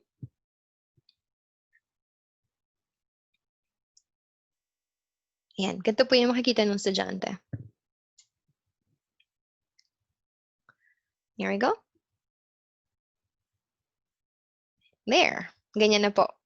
Ayan. Nandito na siya. So, ayan. Kung tama siya. Ayan. Ganito po yung makikita ng estudyante kapag in-embed natin yung laro or yung Kahoot game dun sa platform itself. So, punta na po tayo sa grades. Isa sa mga pinaka-importanting dapat talakayan natin is kung paano nyo mamamanage yung grades ng bata using the platform. Alright. So, there are two ways actually po. Pwedeng from here, dito sa button na to, pwedeng click nyo na yung grades dyan. Ayan. So, alin dito yung enrolled yung bata, kung saan enrolled yung bata, pwede nyong, kung ano yung tiniteach nyo, pwedeng i-click nyo na kung ang profile nyo is yung teacher. There. Tapos, ganito yung makikita nyo. Diyan na makikita yung grades.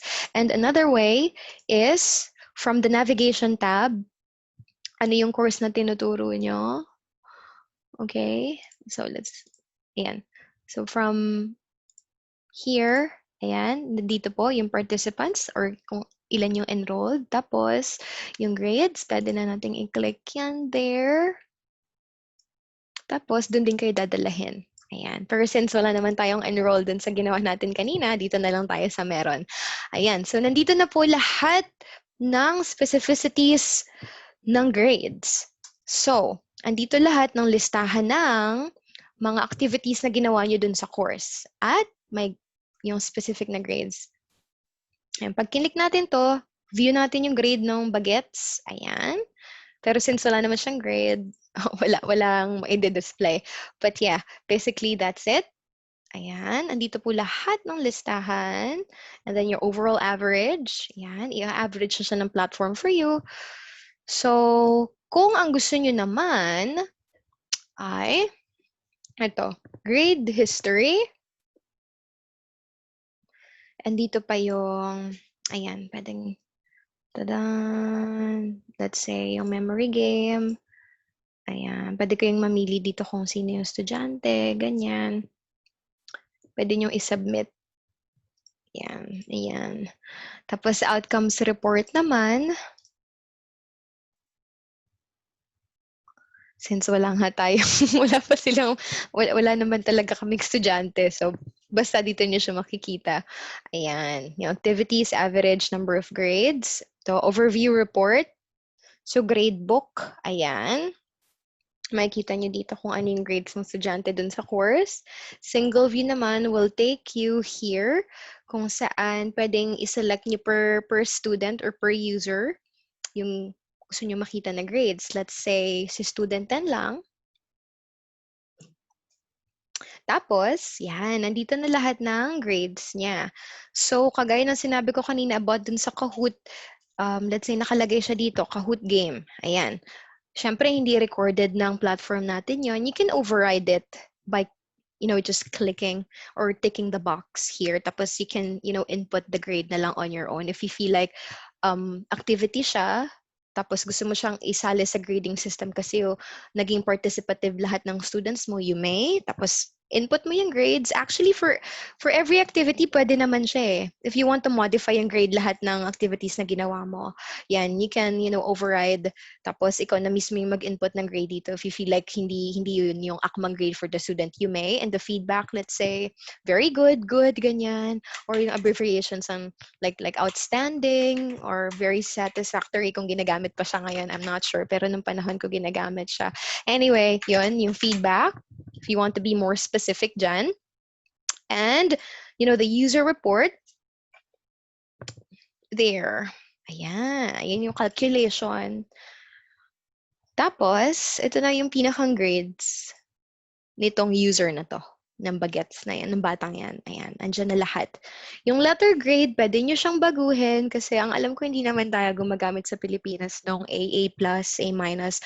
I'm not sure kung sa school nyo pala, sorry, baka gumagamit kayo nito, pero never akong naka-encounter nito eh. Pero kung kayo gumagamit kayo ng letter grade, pwede nyo siyang gamitin or kagaya sa college na yung 1, 2, 3 na grades, pwede din. Or let's say, ang scale nyo na is yung outstanding, very satisfactory.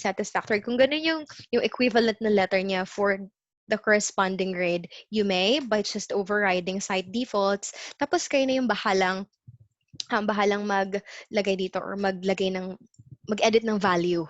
Ayan. So kapag okay na kayo dyan, just save it. Save changes po. There. Tapos, yan. Andito na lahat ng grades ng estudyante, right? You might also be thinking na, okay, meron nga tayo nitong platform na to, pero paano naman ililipat pa ata namin sa separate na Excel file pa yung itong mga nakalagay dito. So, panibagong gawain na naman yon. Hindi po, kasi from the platform itself, pwede nyo na siyang export. Tama ba yung term na ginawa? Export ba yun? Yeah. Kukunin nyo kasi from the platform, kukunin nyo yung grade ng estudyante. So, nandito lahat ng activities na available. Tapos, i-check or i-uncheck nyo lang yung gusto nyong mapasama dun sa gradebook ng estudyante. Okay? So, let's say, itong 5 lang na to. Ayan. So, ano ba itong mga deletion and progress na to? Sorry po, kasi ito pong platform natin is my recycle bin, parang sa computer. So, ang mga dinelete natin is magsistay sa platform kung gaano nyo katagal gusto. Let's say, ang sinet nyo is 7 days lang. Tapos after nun, madi-delete na siya, yon. Kaya nasa deletion and progress siya kasi sinet ata namin siya for like a month or 2 bago siya finally ma-delete. This is to prevent yung mga aksidente na na-delete natin na hindi naman talaga dapat i-delete. Ayan. So, kanina po yung mic na open. Sorry po. May I please request po to mute the mic? Thank you po. So, sinasabi ko nga is, i-detect nyo lang yung box kung alin lang yung activity na gusto nyong ma-export. Ayan. Halimbawa is, itong mga to lang. syempre yung mga deletion and progress, hindi yan kasama. So, kapag yan, na-tick nyo na lahat ng mga importante lang, just download. And then, meron na kayong, ayan, nakalatag na siya sa Excel for you. Kaso since wala akong license, okay, try lang natin kung mabasa niya. Hindi po licensed yung aking Microsoft Office. Let's try another one po. Okay, let's try this one. Okay, just download natin. Ayan. So, ayan na. Mako-convert na siya nung system namin into an Excel. Tapos, nandyan na lahat ng information ng student. Ayan, yung surname, ID number, institution, department, tapos lahat ng activity na naandun sa page. Yan, recorded siya, at yung corresponding na grade ni student. Ayan, so no need to worry na po sa marking pa or sa pag-compute pa kasi tinototal na siya ng system. Ayan. So I hope this will be very helpful for you para ma-lessen yung workload nyo when it comes to grading. Tapos, kung worry nyo din ang, let's say, pag-track sa activity ng estudyante, kung nagbubukas ba siya, let's say, nagbubukas ba siya ng platform, chine-check ba niya yung mga activities kahit na notified siya, you can do so po by okay, going to the participants. Okay, let's go to participants po. And then click on the student's name. And then, you will be directed here dun sa profile ng student. So, makikita po dito kung kailan huling nag-login yung estudyante, kailan, ibig sabihin yung date at yung oras, nandito. Tapos, kung medyo particular kayo sa address kung saan niya inopen or saan niya inaccess yung platform, kung nasang manlupalop siya, yun.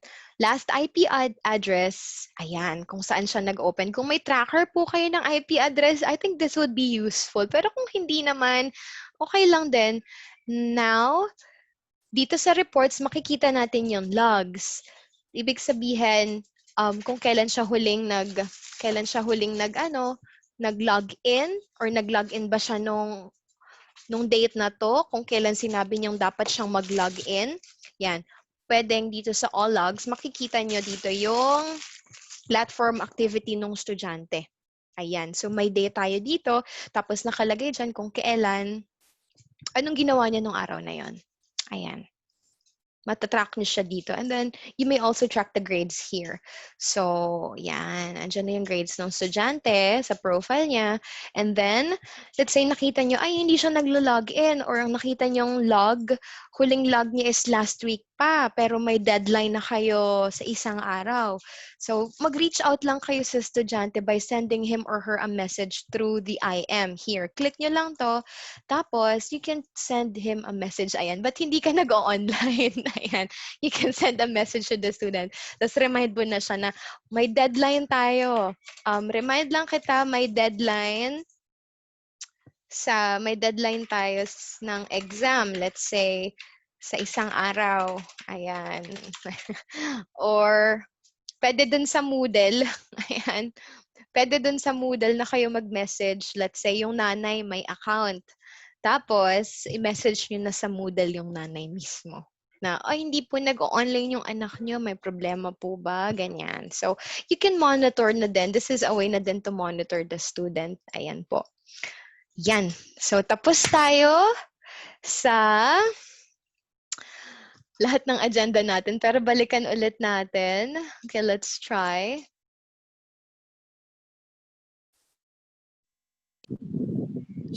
Ayan. Kita niyo po yung screen ko? Yes, ma'am. Andito na po tayo sa training highlights ulit. So, natapos na natin yung activity production and yung grades management. Thank you po for listening. That sums up po yung training natin for the navigation of the system kung admin ka or teacher. May mga tanong po ba? Dapat may mga tanong kayo. I would really appreciate kung marami kayong tanong tungkol dun sa system. So, let's open the floor po for question and answer portion. So, or if you don't have any questions, maybe you can just, give me a feedback dun sa observation nyo tungkol dun sa platform natin. Tapos kung may suggestions kayo, we can, escalate that doon sa developer namin. So, if it's possible, we can do some changes po. Ayan. So, ano po, tanungan na po tayo ngayon. Yan. Parang Ay, new normal. Naninibago rin po kami. oo naman po. Very understandable naman yun. Naiintindihan ko kaya nandito ako ngayon. So, anytime pwede nyo akong kulbitin para sa mga katanungan ninyo. Ayan. But for today, Miss Precious, may tanong ka ba? Wala pa po. Hindi pa masyado nagkisingking. Wait lang. Okay. Sorry. Masyado ko bang mabilis yung naging ano? Hindi naman. Ayos yan. Nanibago po kasi, mami. Totoo naman po. Naiintindihan ko po kayo dyan.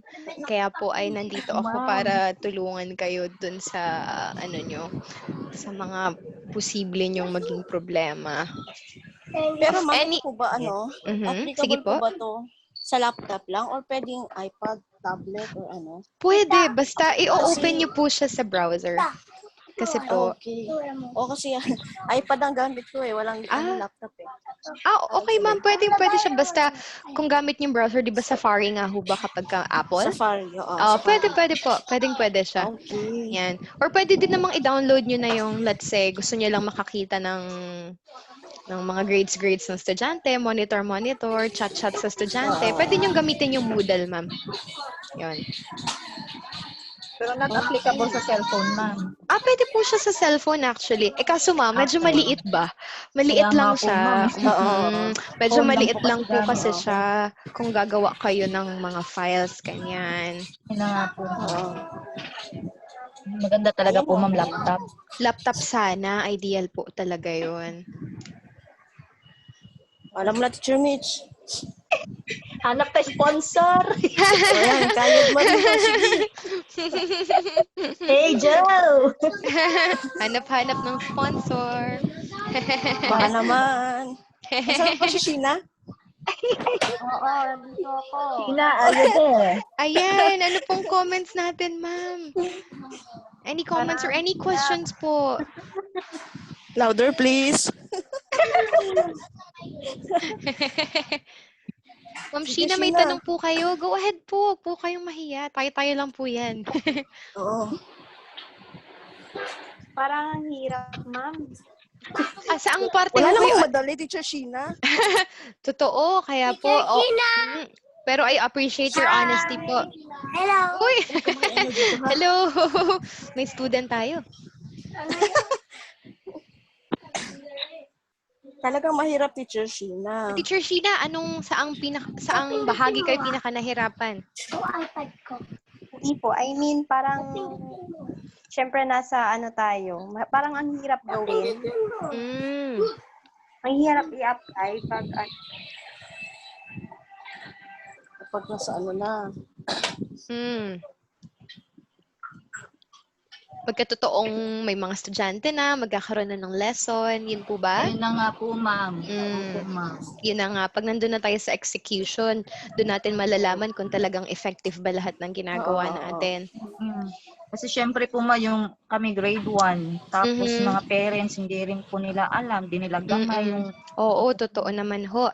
Pero isa po para matulungan namin kayo, gagawa po kami ng separate na library saan nakapaloob lahat ng tutorials doon, ng lahat ng pipindutin para pupunta lang po kayo doon, tapos sign up kayo doon, tapos lahat ng function na meron doon sa site natin, makikita nyo kung paano siya gagamitin at para saan siya. Kung nafo-foresee ho natin na ang problema ay sa magulang, let's say mahihirapan yung magulang na i-track, maari din ho siguro na gumawa din kami ng accounts for the parents, tapos gawa kami ng separate tutorial for the parents kung paano ina-navigate yung system para mas maging madali siya para sa lahat. Makakatulong po kaya yun, ma'am?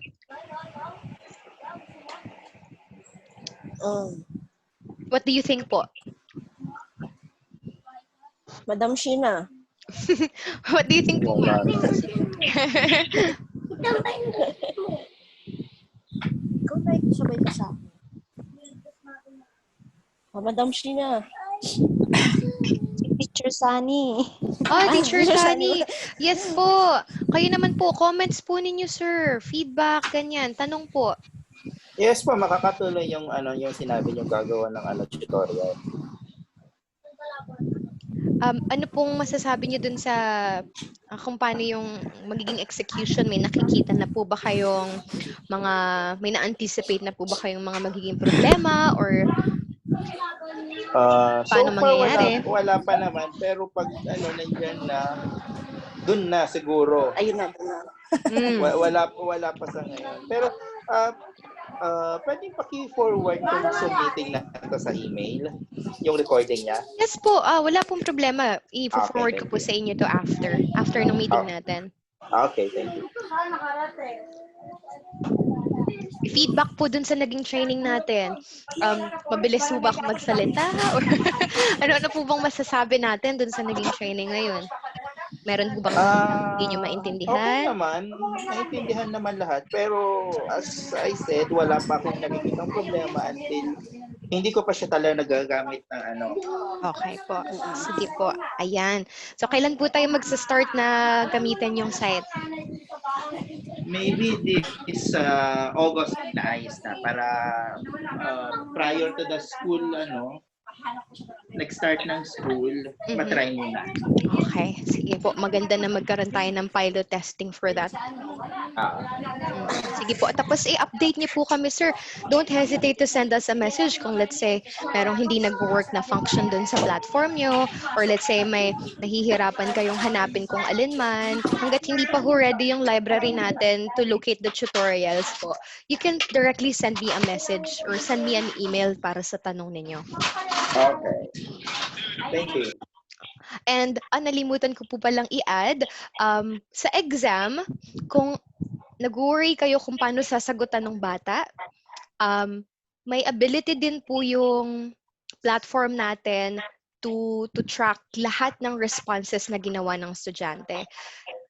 So may function po tayo doon na let's say doon sa exam na to, doon sa quiz na ginawa natin kanina, mare-record ng platform kung ano yung mga isinagot niya sa item 1, sa item 2, 3, 4, 5. Makikita po doon for every student. So ituturo ko din po sa inyo yan. Actually may tutorial na ako doon. So if you need that, i-forward ko siya sa inyo. Okay, thank you. Yan. You're welcome po. Okay. Si Ma'am Mitch ho kaya, may masasabi po kaya? Ano pong nangyari dun sa sa problema nyo kanina? Paano nyo po naayos yun? Okay na po, ma'am. Naano ko na po. Ano pong problema, ma'am, doon? Ano po, ma'am, nun sa audio? Umpisa. Okay. Yun pong sa box. Yung box na hindi i-checkan, yung checkan po, yun po ba? May sampan ako dyan. Ay. Sige ho. I'll take that as a yes. I'll take that as a yes po. Kaya sabi ko sa'yo, Mankaw. Okay lang po yun. Lahat naman po tayo ay bago dito sa prosesong ganito. Po, ma'am. Pasensya na po, nawiwindang po ako. Oo, naintindihan Hindi ko po ako, kayo. Becky. Oo, ako man, ma'am. Diyos ko, ako din. Kumbaga, kung talagang gusto natin at kailangan nating matutunan ng isang bagay para sa pagbabago ng lahat, ay di talagang kailangan nating gawin. Tsaka, nandito din naman ako para tulungan kayo. Thank you po. Tanong lang kayo. Oho, i-message nyo lang po ako kapag may problema kayo. And buti na lang at nandito tong recording natin para pwede nyo siyang balikan. Balik-balikan kung saan ang saan. Para pag may na-miss kayo, ganyan, para dun sa isang hindi naka-attend, ipapanood niya natin sa kanya tong video na to para hindi rin siya masyadong mawala. At mabuti na nandyan din kayo para pwede kayo yung pagtanungan niya para dun sa mga hindi niya maintindihan. At gusto ko magsalita ang isa nating kasama ngayon, si Allen. Si Allen. Hi, Allen! Hi. Wait, I'm just waiting for my turn. Anyway, hello po. Ayun po, as a teacher din po pala ako, by the way. And I am working part-time po dito with EzyNode. So, I can say as a teacher, ang pinakamahirap na part po for us is yung sa recording of grades.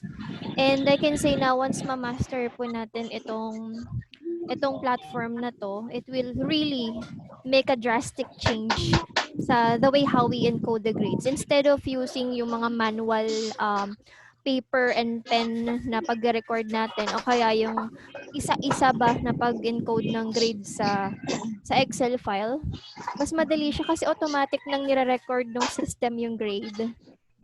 Okay? Ang kailangan na lang po natin is really, parang i-monitor na lang, na-minimize yung, sorry, may nagpapala po sa gilid ko. Ayun, mas mama-maximize yung time natin to do other important things. Ayun po. Yun yung aim. Yun talaga yung aim ng company to help the teachers, yung be able to put more efforts in teaching, less na sana yung paperwork. Oo, totoo. Ayun. So kailangan lang po talaga natin ng patience sa ating mga sarili at gayon din sa ating the way how are we going to learn it at our own pace. Kung halimbawang we tend to miss some important points, balik na lang tayo sa video. Actually, ganun ako matuto.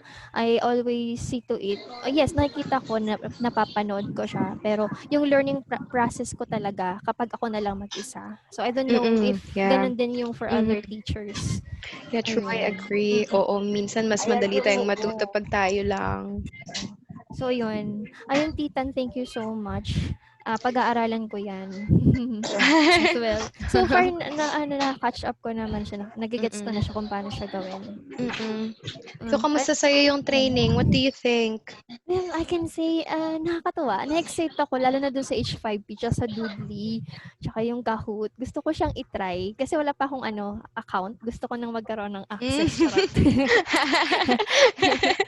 Ayun. Kasi ang tagal ko gumawa ng PowerPoint presentation. Gumagawa ako ng parang pop quiz. Tapos may picture-picture ng mga Mobile Legend characters, tas ABCD, ganun. Pero mas matagal yun. Oo, mas matagal yun kaysa sa Kahoot. So far yung Kahoot, isang click lang, enter ko lang yung question. Yes, na agad siya. Totoo. Kaya na-amaze ako. May ganyan palang ang system na pwede pala natin gamitin. So, yun. Ayun siya. I believe yung mga teachers na kasama natin ngayon are very creative as well. Yes. Oo, they just have to have yung tools to execute yung kanilang creativity. Oo, grabe. Mag-shift na ako dun sa Kahoot. Di na ako gagawa ng PowerPoint Oh, games. true. Ganda nga. Ako din nung natutunan ko siya, medyo nagulantang ko. Pwede pala to. Well, I'm saying this hindi dahil nag-work ako with EzyNode, but because kasi very useful siya. Kung may chance na magtayo ko ng sarili kong school, I will. Yeah, tapos you have the tools na ganito. Kahit minimum of 50 students muna. Right. That's right. Very, very nice. For me. Thank you so much, Titan, for your time then. No and problem. For to join. Oo naman, ano ka ba? Siyempre, sooner or later, gagawa ka na rin naman ito. Kaya, thank you. Ay, sorry, baka meron pa silang gustong i-add. Anything to say po before we close po yung meeting natin?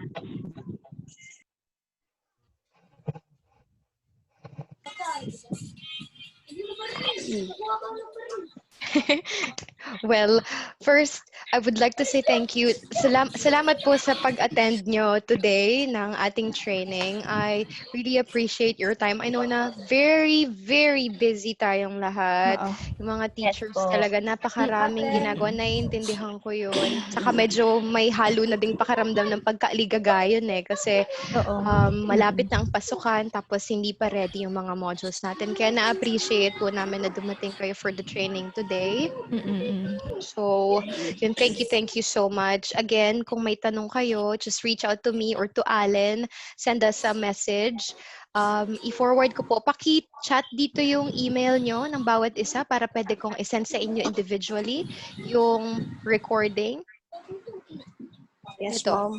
Alright. Send na po natin dito para ma-record ko siya. Okay, ma'am.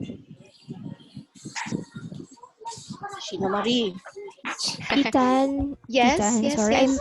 I might need to exit na kasi they will be remoting my desktop for Oo, uploading a sige. certain file. Okay. Oo, sige. No problem, no problem. Thank you, ma'am. Thank you everyone po. Have a good Oh, day. yeah, thank Thank you. you, Thank you, You can Allen. always reach out to us. Bye-bye. Bye-bye. Opo, mag-lunch na rin po kayo muna bago mag-proceed sa task ninyo. Bye-bye. Yes po.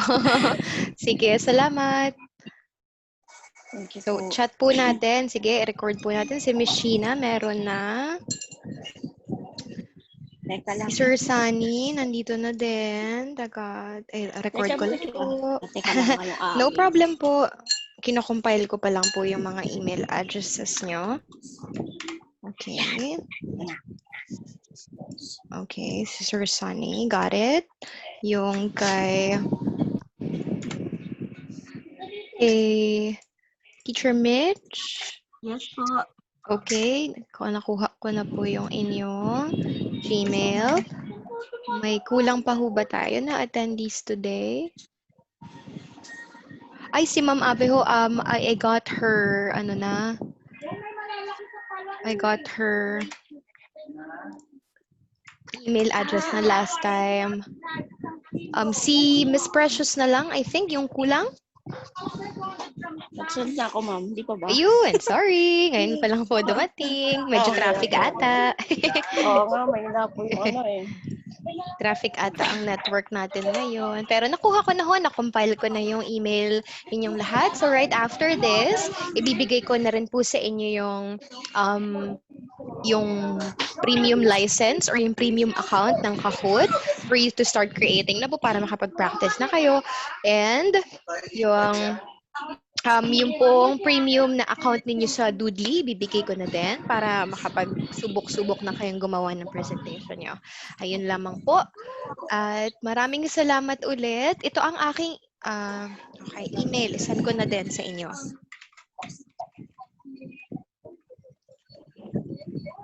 That's Tristan at EzyNode.com.au.